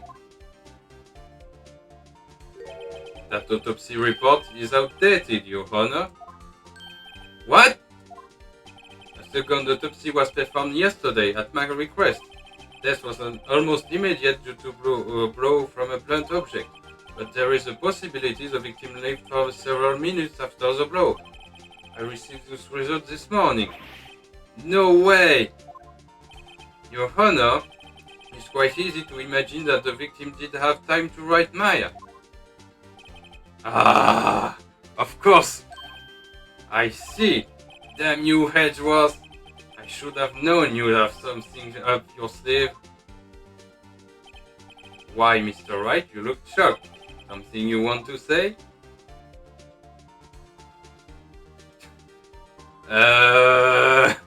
Well... Detective Gumshoe, you're a sham. Or could you give me a faulty report? Huh? I thought... Detective Gumshoe? Oh, I'm disappointed in you on giving him the wrong report like that. Eh? I'm sorry, sir. You are at fault, detective. This isn't going to look good on your evaluation next month. What? But... Your Honor, I submit this report to the court. Understood. The court accepts the evidence. Okay. Well, Your Honor, the evidence strongly suggests the victim was identifying the killer. I suppose that's the obvious conclusion, yes? Damn, this isn't good. The prosecution would like to call its next witness. This poor innocent girl saw the murder with her own eyes. Yeah, of course. Let the witness, Miss April May, take the stand. Exactly what part of her is innocent? Yeah. I agree with Wright on that. Witness, your name, please. April May, at your service.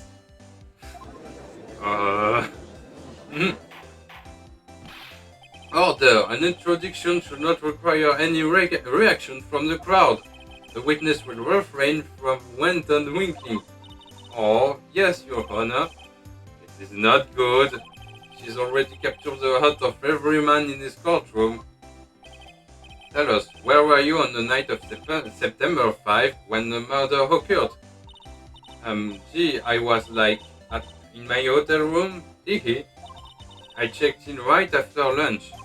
And this hotel is directly across from the Fay & Co. law offices. That's right, big boy. Please testify to the court about what you saw. So, I need to find a contradiction in what he says. It was like 9 at night. I looked out the window, you know. Yeah. And then, I saw a woman with long hair being attacked. The one attacking her was a mousy girl sitting in the defendant's chair.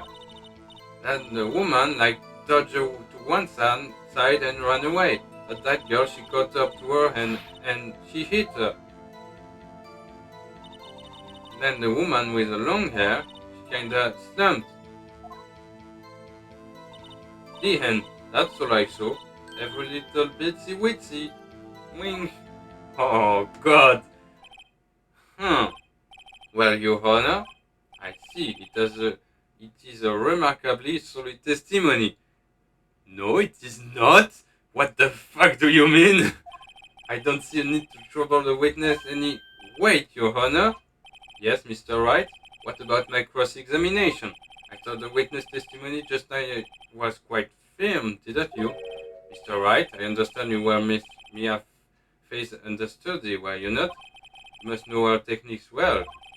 Our cowardly way of finding tiny faults in perfectly good testimonies. Hey, how dare you! Well, Mr. Wright, will you cross-examine the witness? Yes! I'll gladly proceed with the cross-examination, if only because I have a feeling Edgeworth doesn't want me to. She has to have some weakness. Very well, you may begin your cross-examination. So, it was like 9 at night. I looked at the window, you know? Yeah.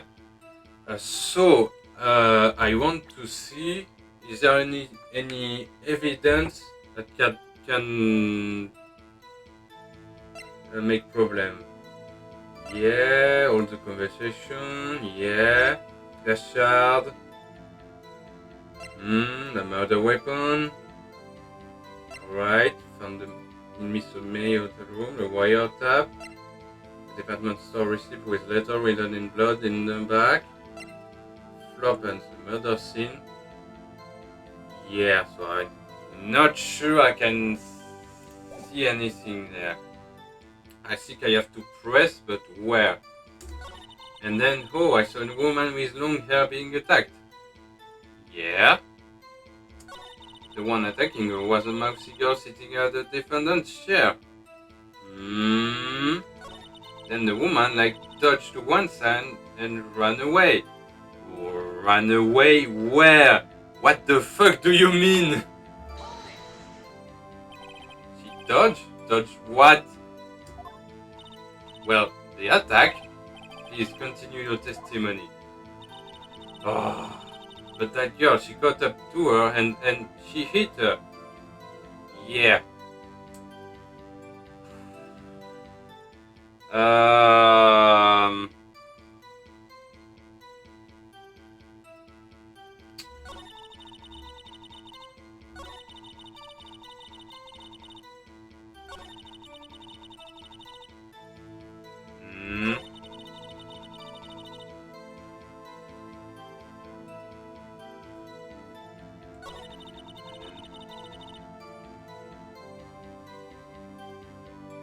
Yeah.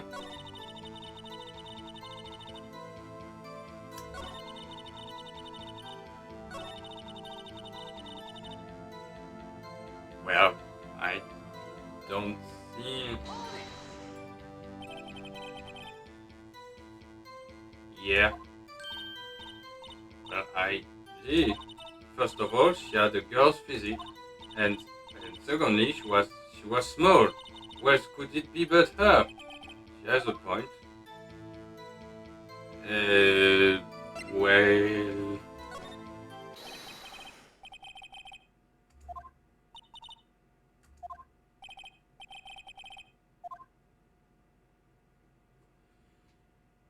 Well, she didn't saw nothing. Of course, she was looking at the window, but yeah, she's lying. I know that, but how do I prove that she was lying? That's a problem.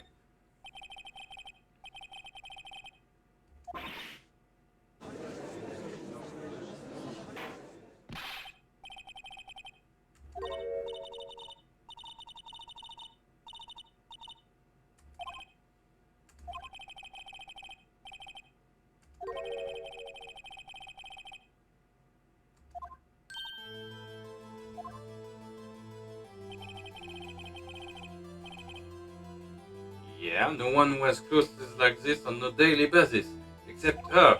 And I'm no expert on fashion, but her hair do look hairdo looks far from normal to me. However, the witness testimony mentioned neither of those things. The testimony is bogus. But still, we don't know if she was dressed that way at the night of the murder. Of course we know! I saw her! What the fuck do you mean? She was, Your Honor. I saw her. And so did Detective Gumshoe. What do you say to that, Miss May? Wow, what are you trying to say? You mean lawyer? I saw what I saw. I just didn't think all the trifling little details were necessary, darling. Miss May, the court would like to remind you to please omit nothing in your testimony.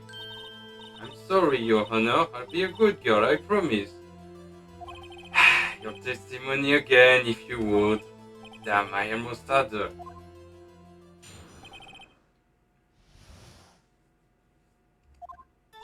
I did see everything, I did. The victim, the woman, dodged the first attack and ran up to the right. Then the girl in the hippie clothes ran after her, and she hit her with that weapon. I saw it, I did. That clock, a kinda statuic clock, a thinker, I think. Well, does the accuracy of my report not startle you, Tihi? Wait, does she know that a clock? Everyone calls it a statue from the start. I see. I only wish you had been so detailed from the beginning. Please begin the cross-examination. Yeah, so...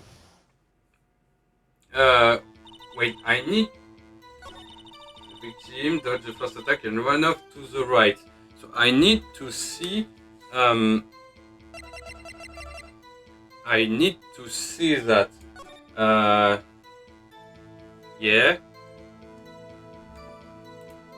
So... run off to the right. Yeah, the body was here.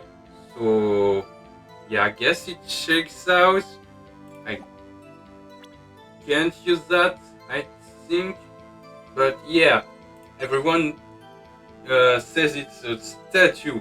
So I'm pretty sure her knowing it's not a statue means she knows more than she is going...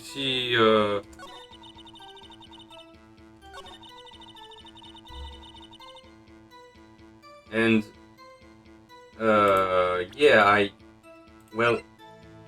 I saw not... I don't see anything except that. If that doesn't work, I have to press. Miss May, what you said just now was quite revealing. Revealing? Oh, you'd like that, wouldn't you, naughty Mr. Lawyer? You just said that the statue of the thinker was a clock, but there is no way of knowing that just by looking at it. Another person in much the same position as you recently called this a clock too, and he was found guilty of murder. Order, order! Miss May, can you explain how do you know this was a clock? Oh, the witness saw the murder with her own eyes. That's all that's important here. The defense is trying to confuse the issue with trivial concerns. Yes, of course. You will withdraw your question, Mr. Wright. But questions are all I have, Your Honor. And as you may recall, I've caught murderers with those questions before. Well, only once. Objection sustained. You may continue to question the witness. Oh, that was close. If you stop me there, the trial will be over. Huh? What? So, what happens now? What happens now is you answer my question. How did you know it was a clock? What? That? Because I heard it? Yes, I heard it say the time. So you've been to the law offices of FNCO?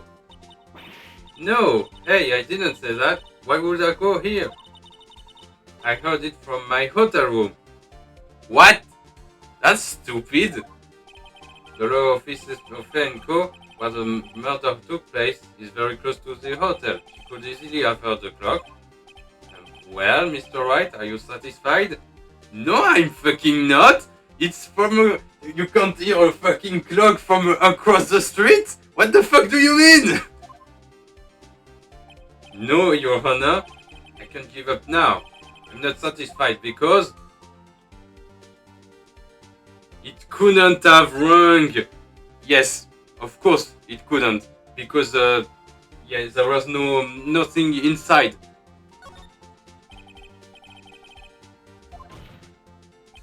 It is inconceivable that the clock in question rang. It's empty. That clock is missing its clockwork.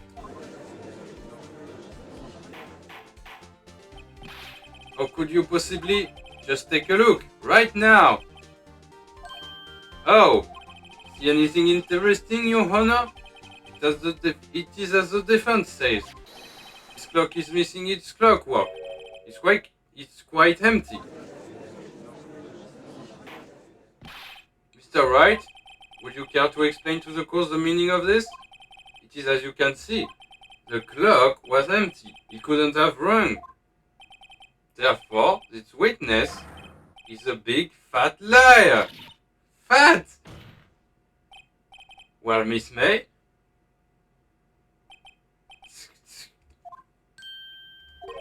Quite a show you've put on for us, Mr. Wright. He knew the clock was empty. Somehow, he knew. I'm afraid you've forgotten one thing, however. Indeed, the clock is empty, as you say. It can't ring. However, we must ask, when was the clockwork removed?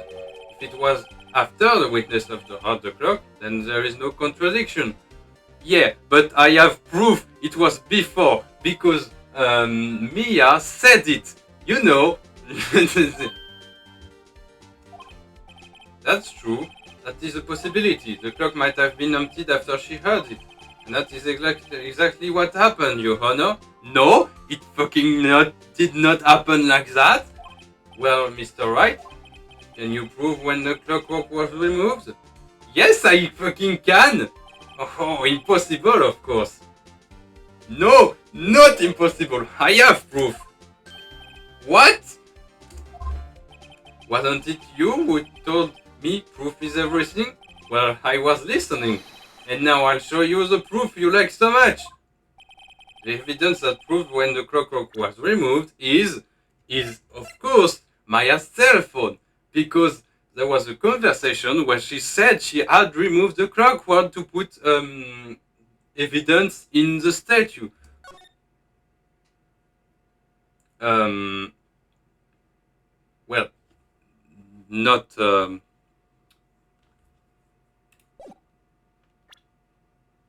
present. Take a look at this. That's a very cute cell phone. Oh, you have a girly phone. Wait, this isn't my phone. Listen, this is the defendant's cell phone and it contains a recording. A recording of a conversation she had with the victim on the day of the murder. Order! Defendant's cell phone? This wasn't brought to my attention. Perhaps Detective Gumshoe overlooked it? Ah, the good detective better remember he's up for evaluation soon. I gotta say, I'm starting to feel bad for the big fella. Let's hear the conversation. So you just want me to hold on to the thinker for you then? If you could. It should probably tell you. I should probably tell you the clock isn't talking right now. Huh? It's not working? That's lame. I had to take the clockwork out. Sorry. September 5, 9:27 a.m. Your Honor, I think this makes it clear the clockwork was already gone by the time this was recorded, which was well before the witness even arrived at the hotel. Well, Miss May, would you care to explain this to the court? Just how did you know this weapon was a clock? Well, isn't it Obvious? I saw the clock before. What store was that again? I got to so many. Whoops, I forgot. So the witness had seen it before. That would make sense. Does the defense have any objection, Mr. Wright? Yes, of course. She could not have seen that before because it is it is not unique, but there is only two of them, and she could have not known of that before. The witness claims she had seen it before, but this directly contradicts a piece of evidence already submitted to this court. Well then, let's see it. Please produce this evidence that will prove the witness had not seen the clock before. The evidence is... yeah, I think it's just that. So the evidence is... it's simple. This clock was never in any store ever. What? A friend of mine made that clock. Only two exist in the world, and the one that isn't here is in police custody. Impossible, everything is sold in stores. Miss May, I think it's high time you went shopping for a better excuse.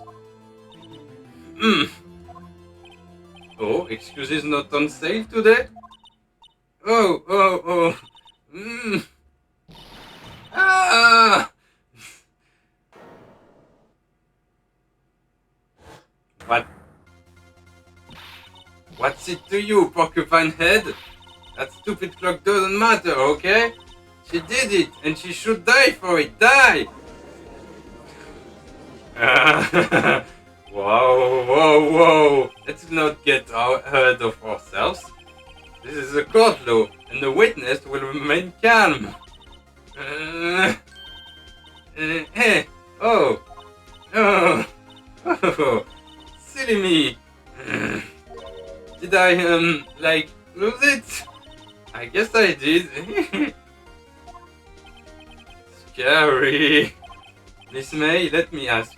Tell me, how did you know the weapon was a clock? Oh dear.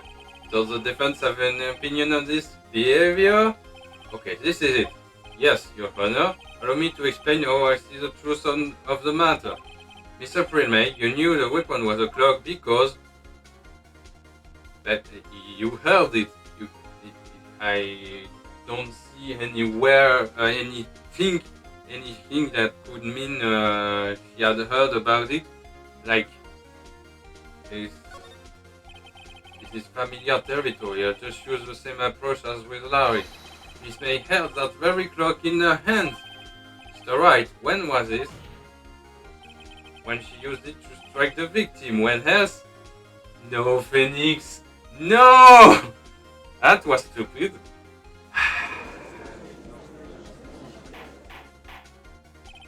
Order! No! Phoenix! Mr. Wright, what is the meaning of this? April May, you killed Mia Fey, I say. No, she didn't. And when you struck, the force of impact made the thinker ring. No? Phoenix? Oh my god, this... Why? We were on the good... Can I please go back? Please! Load!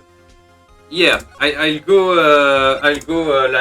faster, but like there is no way I continue with this. So I just go through it fast. Yeah.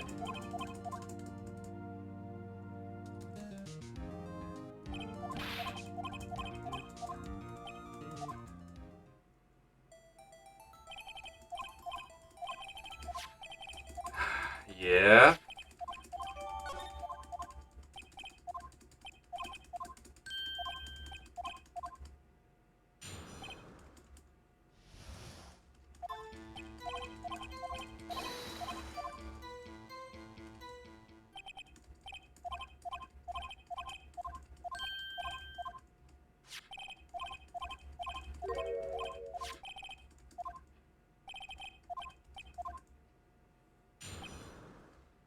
So, arrest two people, defendants, arrested.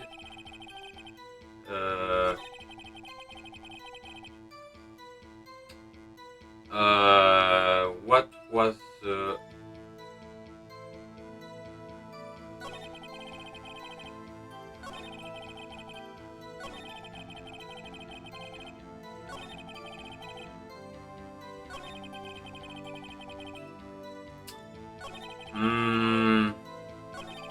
I don't remember where I should press. Uh,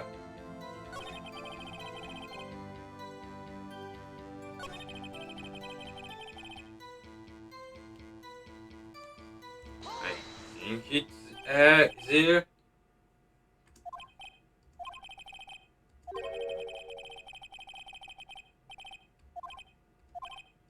Ah, yes.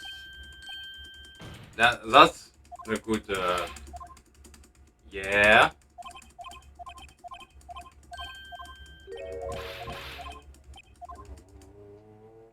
So here I remember it's when he says after death he wrote that. Uh, yeah.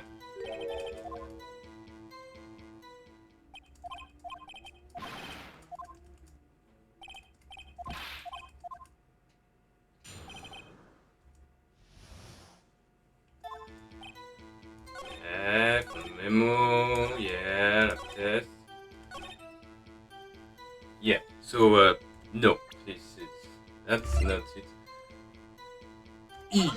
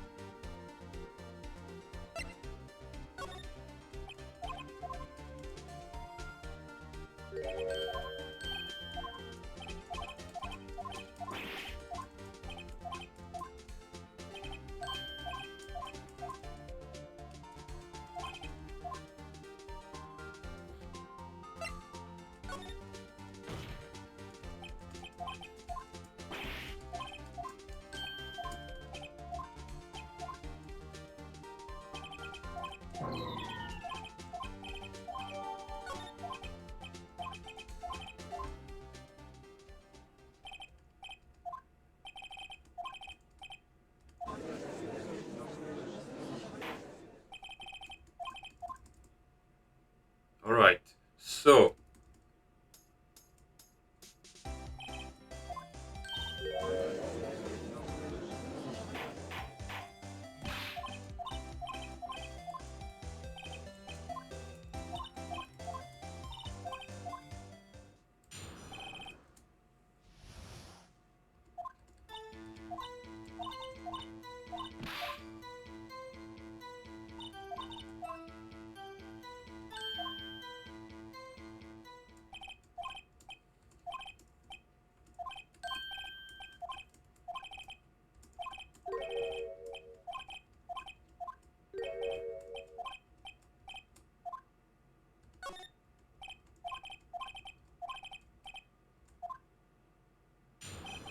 so there.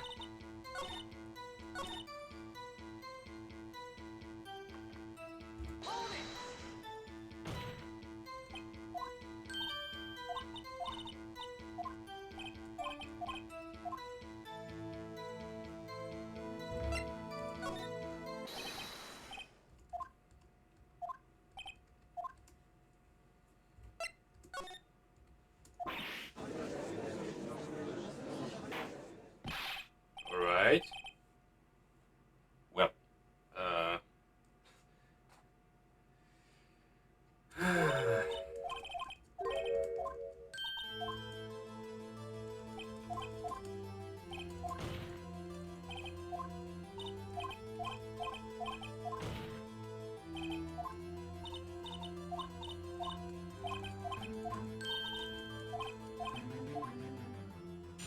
Okay. And now I just have to say about the clock.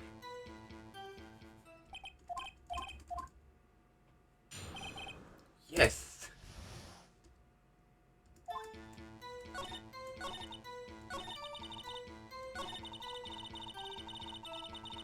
And no. That's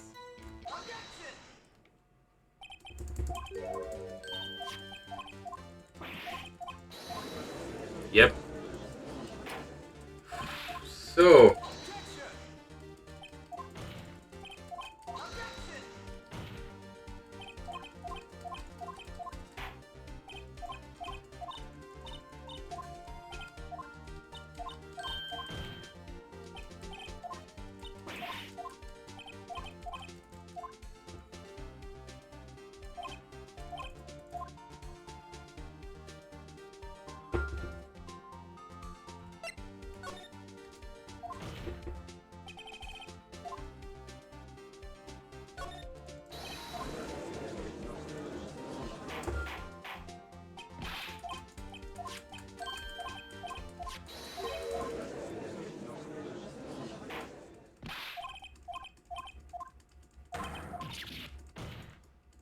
yeah.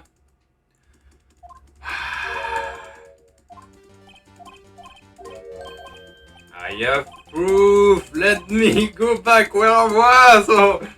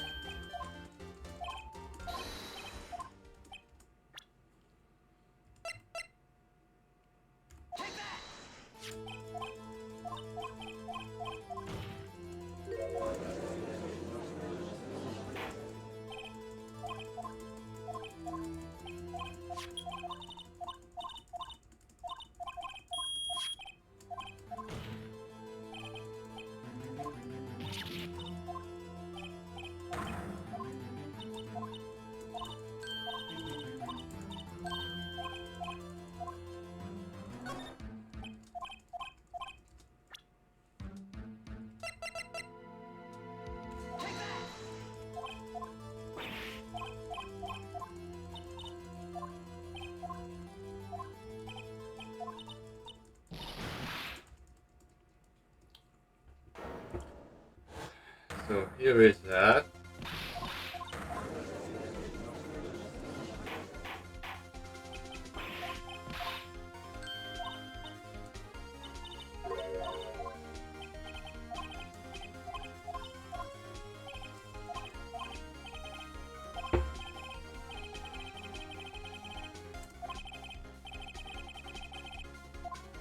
And then I can say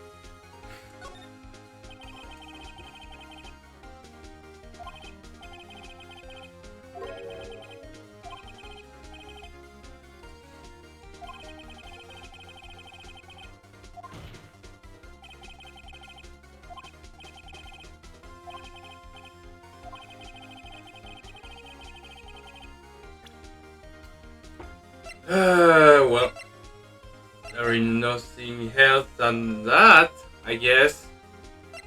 I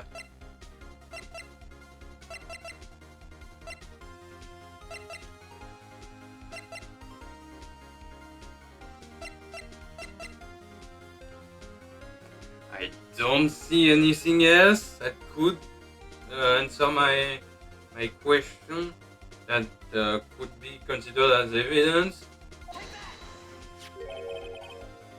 Yeah.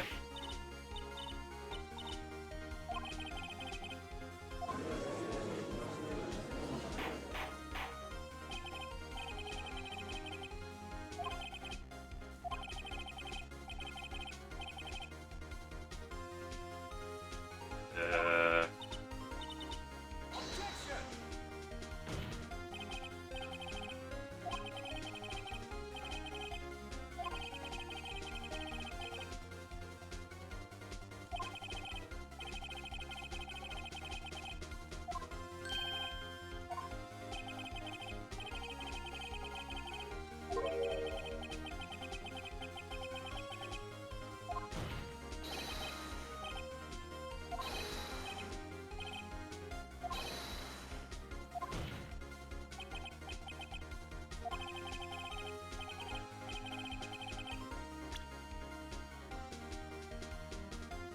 Oh, well, but of course, it's the cell phone because she had a conversation where she said it. We have the conversation was well, I can't see anything else.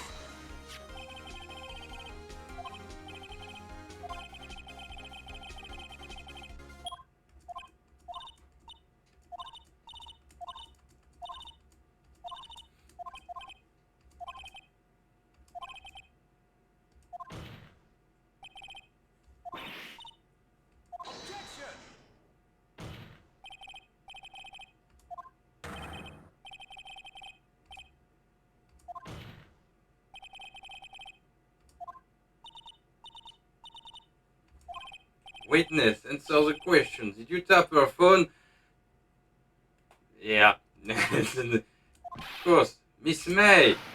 Shut up, all of you. What gives you the right to talk to me like that? You lawyer! What? It's not fair. All of you ganging upon me like that. So I'm a bad girl. Is that it? Is that it?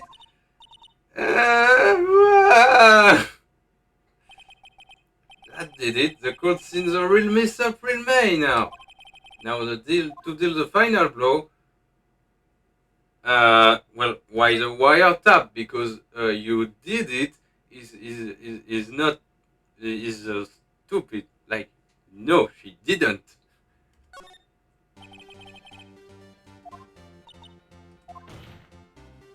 Answer the question. Do I have to? Isn't this a murder trial? Isn't TPT tapping irrelevant? Gosh, she's saying exactly what it was wants her to say. Miss May, you were tapping the victim's phone. I hardly call that irrelevant. Yes, I think while this course does not condemn the defense tone of voice, he has a point. Well, Miss May, do you have any explanation for the court? Can you prove you had nothing to do with this murder, even though you tapped her phone? Ha! I'd like to see her pull that off. Mr. Lawyer, I saw that evil grin. You were probably thinking I'd like to see her pull that off, weren't you? What? Damn, she's good. Well, you're not the first man who thought that, and of course I can, and will. You can't be serious, no way. Well, I can say way, and I assure you I'm serious, Mr. Lawyer. Huh. Okay, so the killing happened around 9 at night. Why? That's just when I was getting room service from that sweet bellboy. Room service? Iced coffee, I believe it was. Iced coffee? You know, like normal coffee, but cold. Yeah, why would you say that? If you don't drink it quick, the ice melts and then you have regular cold coffee. Iced coffee? I think I'm making this up. Ask the bellboy.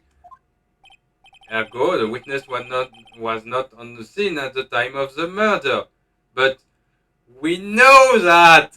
We don't want to prove that she was on the scene at the time of the murder! What the fuck do you mean? We just want to prove her witness was not true! What? Phoenix, why do you react like that? So where does that leave us? It is my great displeasure to inform you that the witness appears to have been tapping the victim's telephone. However, that is a separate crime with no bearing on the current case whatsoever. Her testimony stands. She saw the defendant, Maya Fey, commit murder. No, they're going to let her just walk away. There is no way I can win this unless I tie Miss May to the murder somehow. Well, does the defense have anything to say? Well, come on, think of something. What can I do? I'm not sure. calling the bellboy would do anything. That's not a great option, I think. I think it's better to continue examining Miss May, but like I don't see how to do that to tie her to the murder. Like, of course, she is a accomplice of the murderer. She works with the murderer to cover the, the murderer, but how do I show that? That's the problem. And technically, it's not evidence. Like, the problem is that the evidence that he showed is a witness that is clearly capable of lying, and a note that could have been written by the murderer itself, so it should be irrelevant. I think I need to continue examining Miss May, but right, on with the cross-examination. What exactly do you have left to examine, Mr. Wright? Miss May has admitted to the wiretap, yes, but that there's no relevance to the case at hand, murder. There's no way you can prove any connection. Uh-oh, think, this can't be the end, but I'm out of evidence. And I believe the cross-examination is over. Mr. Edwards, does the prosecution have any other witnesses to call? None, Your Honor. She's the last. What? But that means Maya's guilty? Wait, Your Honor. Yes, Mr. Wright? The defense would like to call the bellboy after all.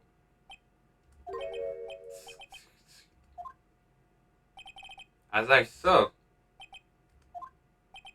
May I remind you, dear Mr. Wright, should you question the bellboy and Mr. Prismay's alibi prove to be solid, then by default, your client Miss Maya Fey will be pronounced guilty. Are you prepared to accept my condition? Edgeworth, it's got me backed into a corner, but I don't see any other way to take this. I accept. Yeah, for now I don't have anything else, so... Very well, the court calls the hotel bellboy to the stand. I have to find something that could, I believe we're ready for the witness to testify. Certainly does look like a bellboy. Wait, I remember something. She called when I was in the office. I have I have to prove that the call was after the murder and not during, so she could not have witnessed it. That's what I need to do, I think. Yes, sir. I received your summons in the middle of work, sir. I'm happy to be of service. The C-sex was heavy, so without further ado, the witness may begin his testimony. Very good, sir. Miss May, room service. I am the head bellboy at the fine Gatwater Hotel, in business for 4 generations. I believe I received a call after 8 in the evening from our guest, Miss May. She asked for a nice coffee to be brought to her at 9 on the dot, sir. I brought it to her at precisely the requested time, of course, and I delivered the iced coffee to our guest, Miss May herself. I see. The defense may begin its cross-examination, and that, I see, the time is important. I'm right, I'm ready, I hope. This is it. If I can't prove Miss May was involved with the murder now, Maya will be finished.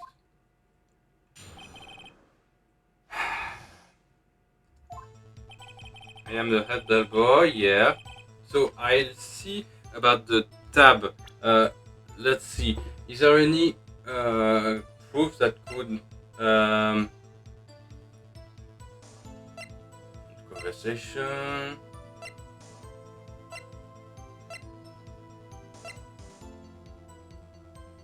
Yeah, I think I'll have to press on the hour because I can't see any proof that could matter here.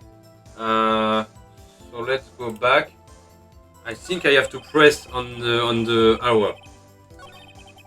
Iced coffee to be brought to her at 9 on the dot, sir. I brought it to her at precisely the requested time, of course, and then I can press. Precisely 9. Yeah, then precisely, exactly, and most definitely, sir, 9 p.m. Oh, can you be so sure? Miss May was quite insistent that it be brought then. Oh, bellboy, teehee, I'd like iced coffee at exactly 9, something like that, sir. Therefore, I knocked on the door at the crack of 9, sir. Why would she be so particular about the time? And I delivered the iced coffee to our guest, Miss May herself. So it's not that, but is there anything that could...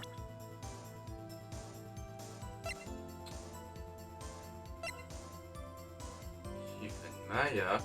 But... yeah, why 9 precisely?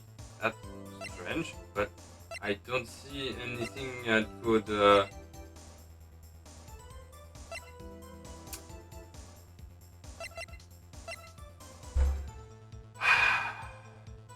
I don't see any proof that would... herself, yeah? You are sure it was Miss April May herself? Yeah, I need to do that. Yeah.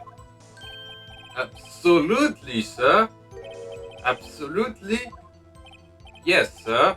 As in, so very absolutely, sir. It's an enduring mannerism of mine. How come you're so very certain? Well, when I brought the room service, sir, the guest, sir, favored me with embracer, sir. Embracer? Is that French for embrace? It's French for kiss, sir, but not a French kiss, sir, or of a peck on the cheek. Okay, so embrasser. Well, okay. Why would she have done that? I believe perhaps she was momentarily made by my prim demeanor, sir. It was a moment I shall never ever forget, sir.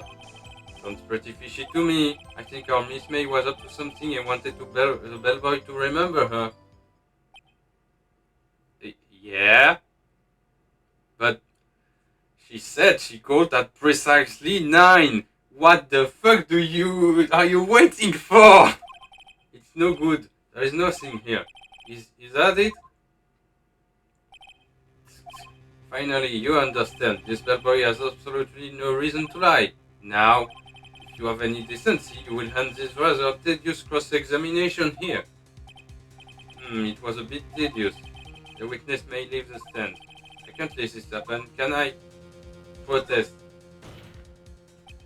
Wait! Please wait! Yes, does the defense have something to add? One last question. Let me ask one last question. Your Honor, I must object. This charade of justice has gone long enough. Now, Mr. Hedgeworth. Alright, Mr. Wright.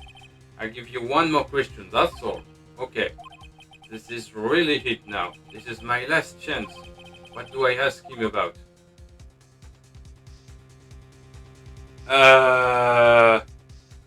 Well, I don't see any relevance on check-in and bed making, so room service, I guess. Tell me again about the room service. Again, sir, at exactly 9, I deliver room service to Miss May in room 303. The guest had requested iced coffee. $18 was the charge, as I recall. I see. $18? Doesn't that seem a bit expensive? Yes, well, iced coffee for 2, you know, and we don't skip on the ice. What did he say? What did you say? Rather quite. Bellboy, tell us the truth now. Was someone else staying in Miss May's room? I object. That was objectionable. Objection overruled. Oh, the witness will answer the question. Yes, I see. Why did you not mention this in your testimony? Well, sir, you didn't ask. Nice try. That's the sort of thing you're normally supposed to mention. Yes, quite, indeed. It was the good barrister there, Mr. Edgeworth. Who? Mr. Edgeworth? What? He asked me not to mention it if I wasn't specifically asked, sir. Of course. Oof. Yeah, that's that's a really stupid thing to reveal. You fool! I've done it. I've won. Okay. This April May checked into a twin room with a man, correct? Yes, sir. Why are you not talking about the hour? For the love of God, why? Yes, sir. Then, when you brought them room service, you didn't see that man in the room. That's right, sir. Your Honor, we have just learned of another person involved who may have been the murderer. In light of this new fact, I hold that it is impossible to judge the defendant. Will not you agree, Mr. Edgeworth? And who, Mr. Wright? Who is this other person? Simple, it was... but the man with Miss May! What the fuck do you mean? The man who checked in with Miss May. Oh, Your Honor, as has been previously revealed, Miss April May was tapping the victim's phone. Yet Miss May herself has an alibi at the time of the murder. However, that does not clear that the man that was with her. The bellboy saw no one else in the room at the time of the murder. My, what a convenient little setup, but it's too late. Too late? I suppose you'd like it if it was too late, wouldn't you? After all, it was you who would hid the presence of the other man from this corpse. Upstart, amateur. These accusations are ludicrous. Enough! The court acknowledges the defense's argument. I expect the prosecution and defense to look into this matter fully. Am I understood? Yes. Yes, Your Honor. This is all today for the trial of Maya Fey. Court is adjourned. Okay. September 7, 2:24 p.m. District Court, Defendant Lobby number 1. Oh my God! Mr. Wright, you were amazing in there. Really? I think I might be your newest fan. Oh, I was just doing my job, you know. And again, that other attorney was pretty cool too. Huh? That face of his, with his eyes wide and trembling lips. It sent shivers up my spine. If you say so. So what happens with me? Do I get to go home now? Well, no, I don't think so, not yet. Oh, I see. But I got a great lead on today's trial. A lead? That man with Miss May is the key. Oh, I get it. Now what happened to Miss May after that, anyway? I heard they arrested her. I guess she's learning her charm won't work everywhere. She's probably at the detention center now. I may have to go down there later. Anyway, this case is far from closed. Yes, sir. I'm going to find out more about this man. Do you think he was the one who... Maybe so. Don't worry. I'll find him by tomorrow, I promise. I'm counting on you. Okay. I asked for a full record of April May testimony. Okay, so that means I probably will have to use testimony to show contradiction on his testimony. I thought it might come in handy during the trial tomorrow. Yes, probably. But now that I have it, I'm not so sure. Most of her testimony was all lies. In fact, there is only one part that hadn't been stricken from the record. The victim dodged an attack and ran to the right, but she was caught and struck. Yes, that's the only thing that that was not approved as a lie. My testimony added to the court record. I don't know how much good this will do me at all now. Anyway, time to hit the pavement and do some investigating. Maya doesn't belong in that detention center, and it's up to me to set her free. Okay! Oh my god! So, save! Yes! I would very much like to save.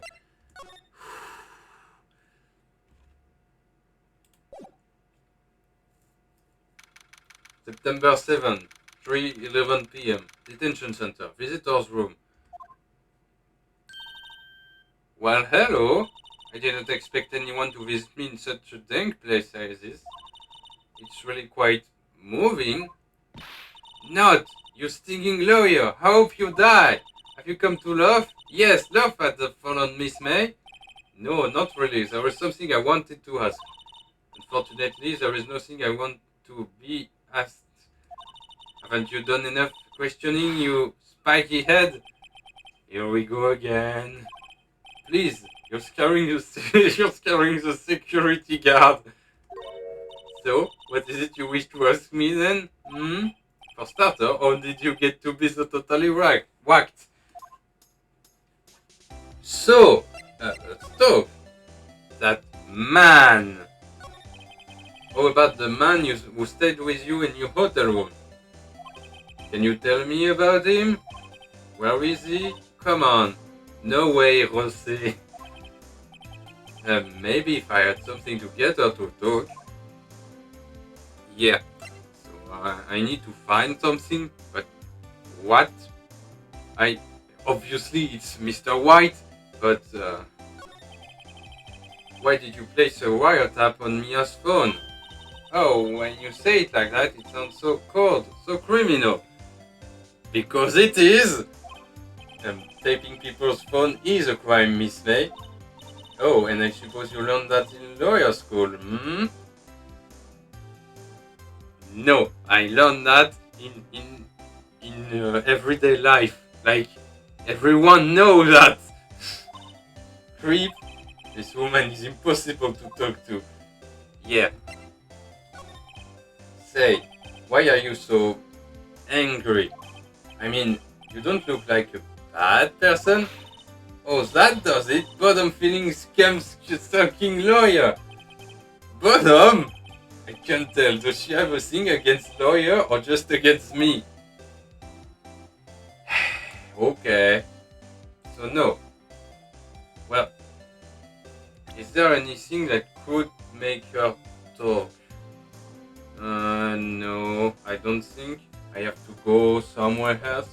So, let's move.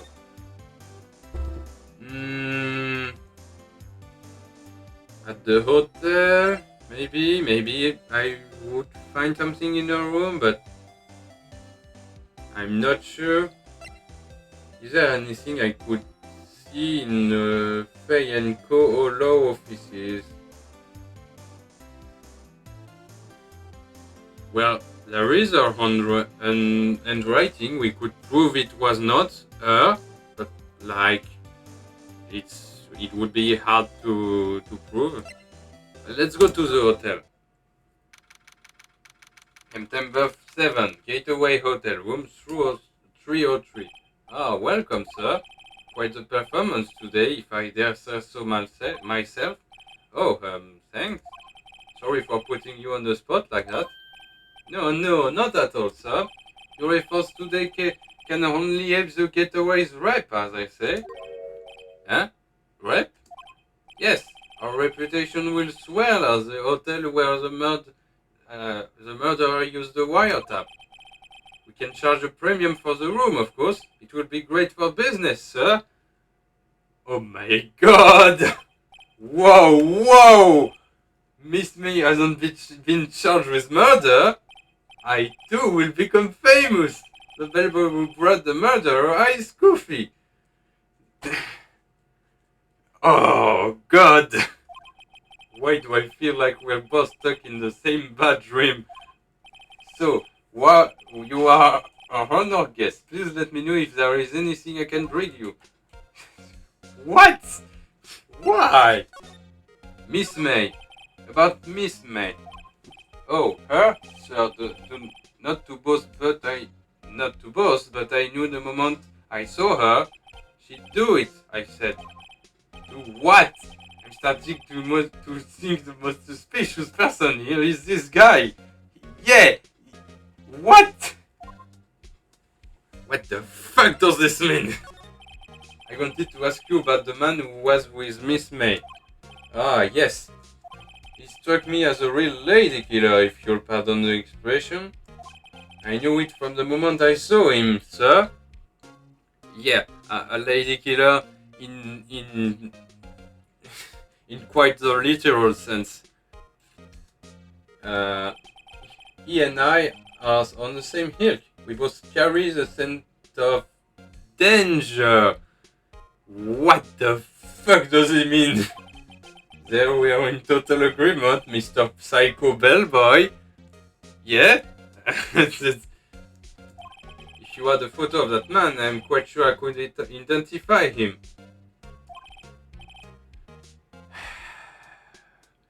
Why can't you describe him? What? So I need to have a photo of him, but how the fuck do I do that? The hotel. Could you tell me about this hotel?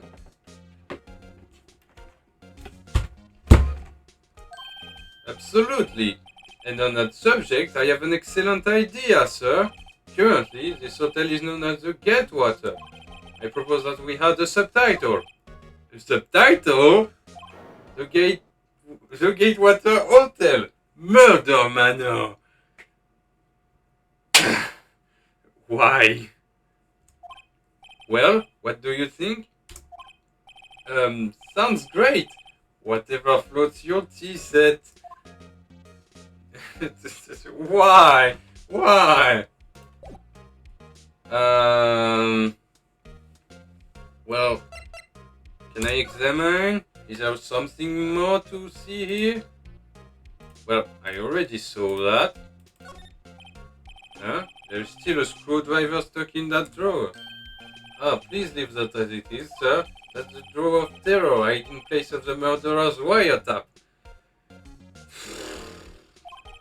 It's said to become one of the most popular attractions here. This guy is serious. I don't believe it. Why? Please, as expected. I'm not good with flower names, except maybe tulips and sunflowers. Yeah, it doesn't change. Still scintillating, yes. That's the exact same thing I saw last time. Nice weather again today. I can see the flying color offices, of course. Ah, yes, we plan to install a telescope in that window.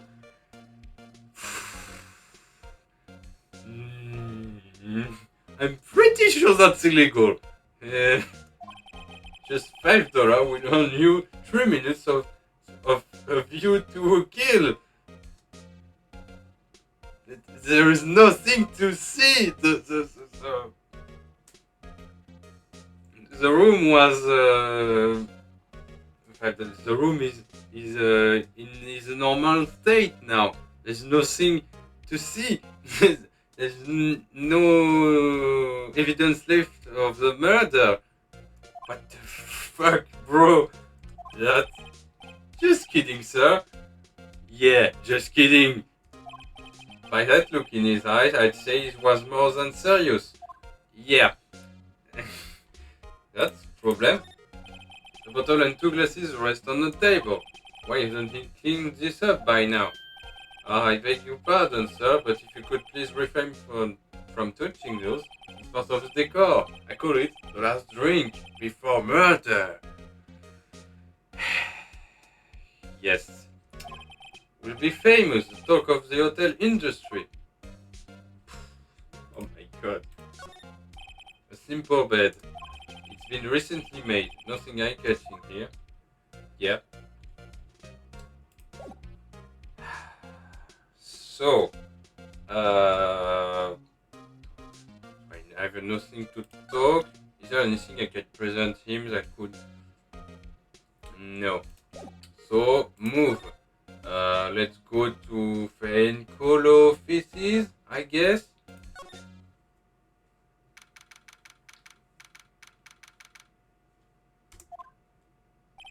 Looks like forensics is taking the day off today. Detective Cam should know we're inside. The police really gave this place a walking over. I doubt there are any valuable clues left. Suppose it can't hurt to take a look around though. Yeah. So, about... Even if you wanted to. For this case that the chief worked on our field here. Are some of the files missing? Nah, I'm imagining things. What? What the fuck do you mean you're imagining things? Show us what the fuck is missing, please. Yes, this perfectly clean as always. The only thing it's missing is Mia. Yes. So, a non-moving poster, yeah. Favorite plant, yeah. The sky is blue, and so am I. And there is a hotel right across the way, yes. So, is there anything else to check?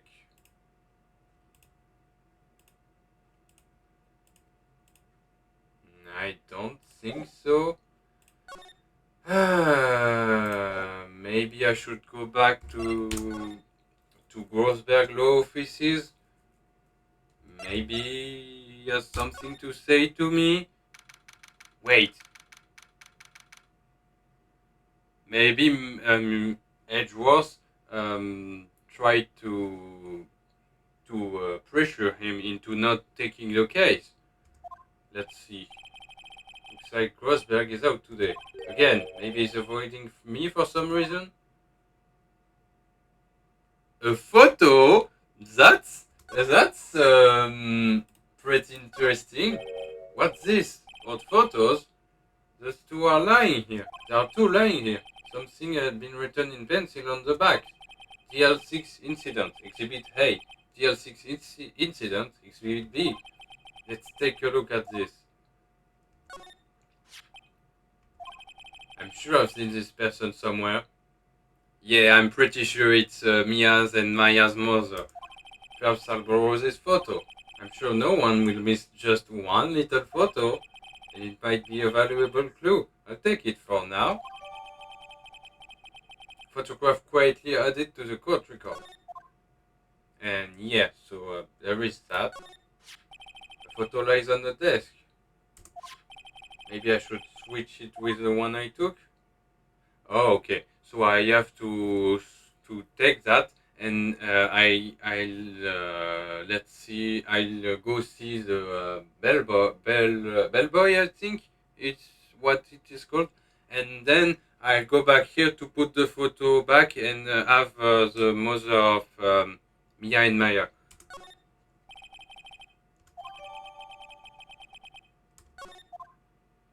So let's go back. Move.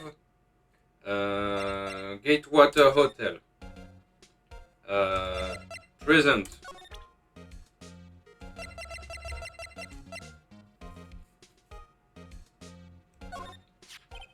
Take a look at this photo. That's him, detective. I'm the lawyer. Oh, I know that. I just wanted to say detective once. You know who it is. No, I don't. Without a doubt, that is the man who checked in with Miss April May. How about I write an affidavit swearing that's him? An affidavit? This guy is way too excited about this. Yeah, that's... Well, sure, why not? Yes, I've always wanted to write an affidavit, sir. From henceforth, I will be known as the bellboy who swore the affidavit. Just hurry up and write it. Describes the man who stayed with Miss May at the hotel on the night of the murder. Bellboy's affidavit added to the court record. Okay. Not even Miss May can play dumb to this. Oh, so now I can go back and take the other photo, and then I'll go back to he's out again, huh? No more photo on the desk. Come on, man! Move. Detention center. You again? Can't you take your hint and stay gone? Hey, the only reason I'm back here is because you won't talk to me. Ah, so it's my fault now? You don't just have spiky hair, you also have a spiky heart. That does it. When this case is done, I'm shaving my head. Present. Bellboy's affidavit. Would you have a look at this? What's that? The bellboy's affidavit. It tells us everything he saw. Such as the man you checked in with. Who was most definitely this guy. Now I'm getting somewhere. I don't know. Okay, she's vulnerable now, I should be gentle. Miss May, it would be easy for me to run this affidavit to the police. If they get involved, wouldn't your boss be even more, inconvenienced? What I want to do is have a little chat with him. You won't tell me? Is that all you have to say? Yes? If it's so easy for you to get the police involved, then why don't you? Somehow I think you're not up to it, hmm? Show them a little kindness and they jump all over you. That had the opposite effect to what I hoped. Oh, poor little lawyer. And you were so close. This isn't working. I think I'll run out this piece of paper's usefulness. Damn it! Bellboy affidavit discarded. The man in this photo is the one I want. Why did April May not want to talk about it? She must know him. Seriously?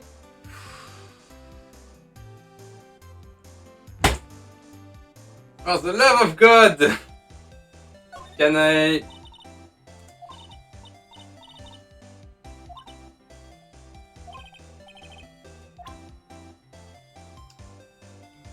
Okay.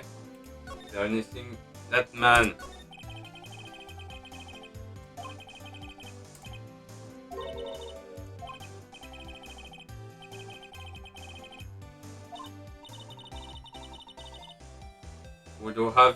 Would you have sold out the late Miss Fay to the cops? No. See? Damn! Maybe if I had something to get her to talk. It did. Okay.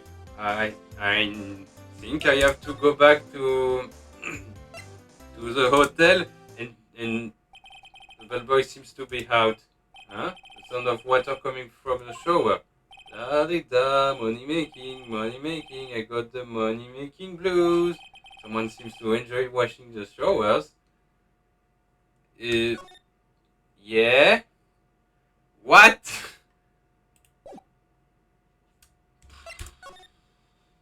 What do I do now? Oh my god.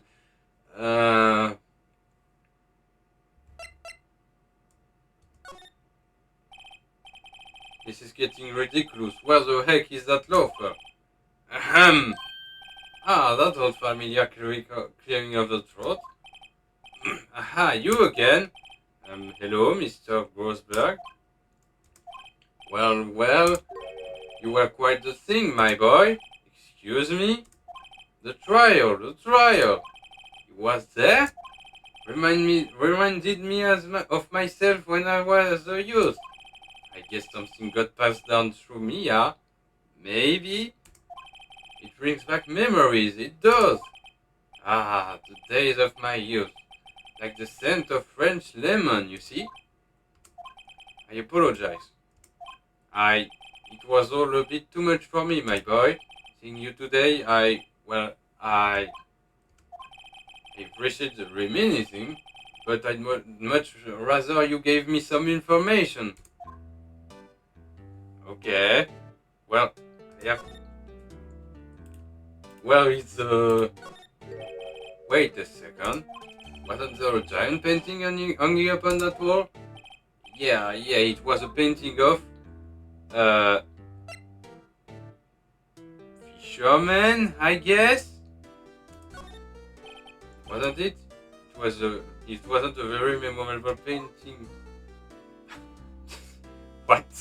Why? So, talk to this trial.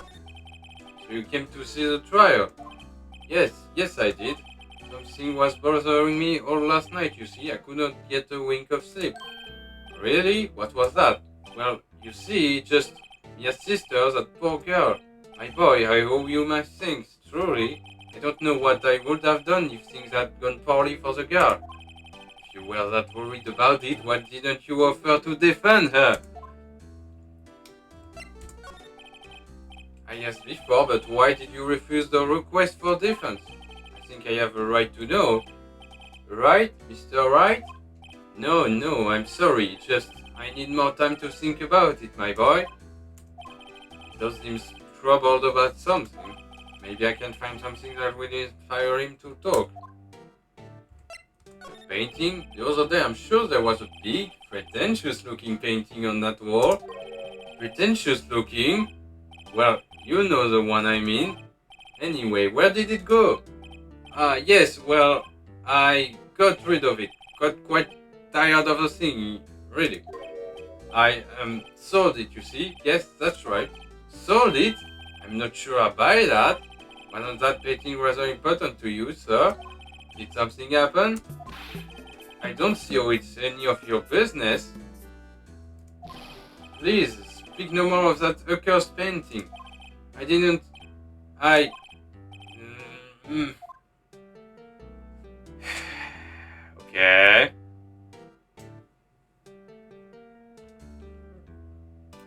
Well, I don't really have anything more to do here.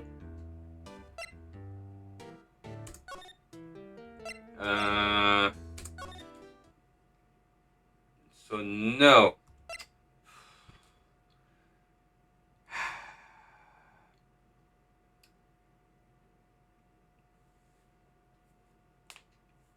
So, well. Oh, we can save here. At least that. Well, I don't know if I want to save. Uh, Maybe I want to restart from the start, from the start of the chapter, and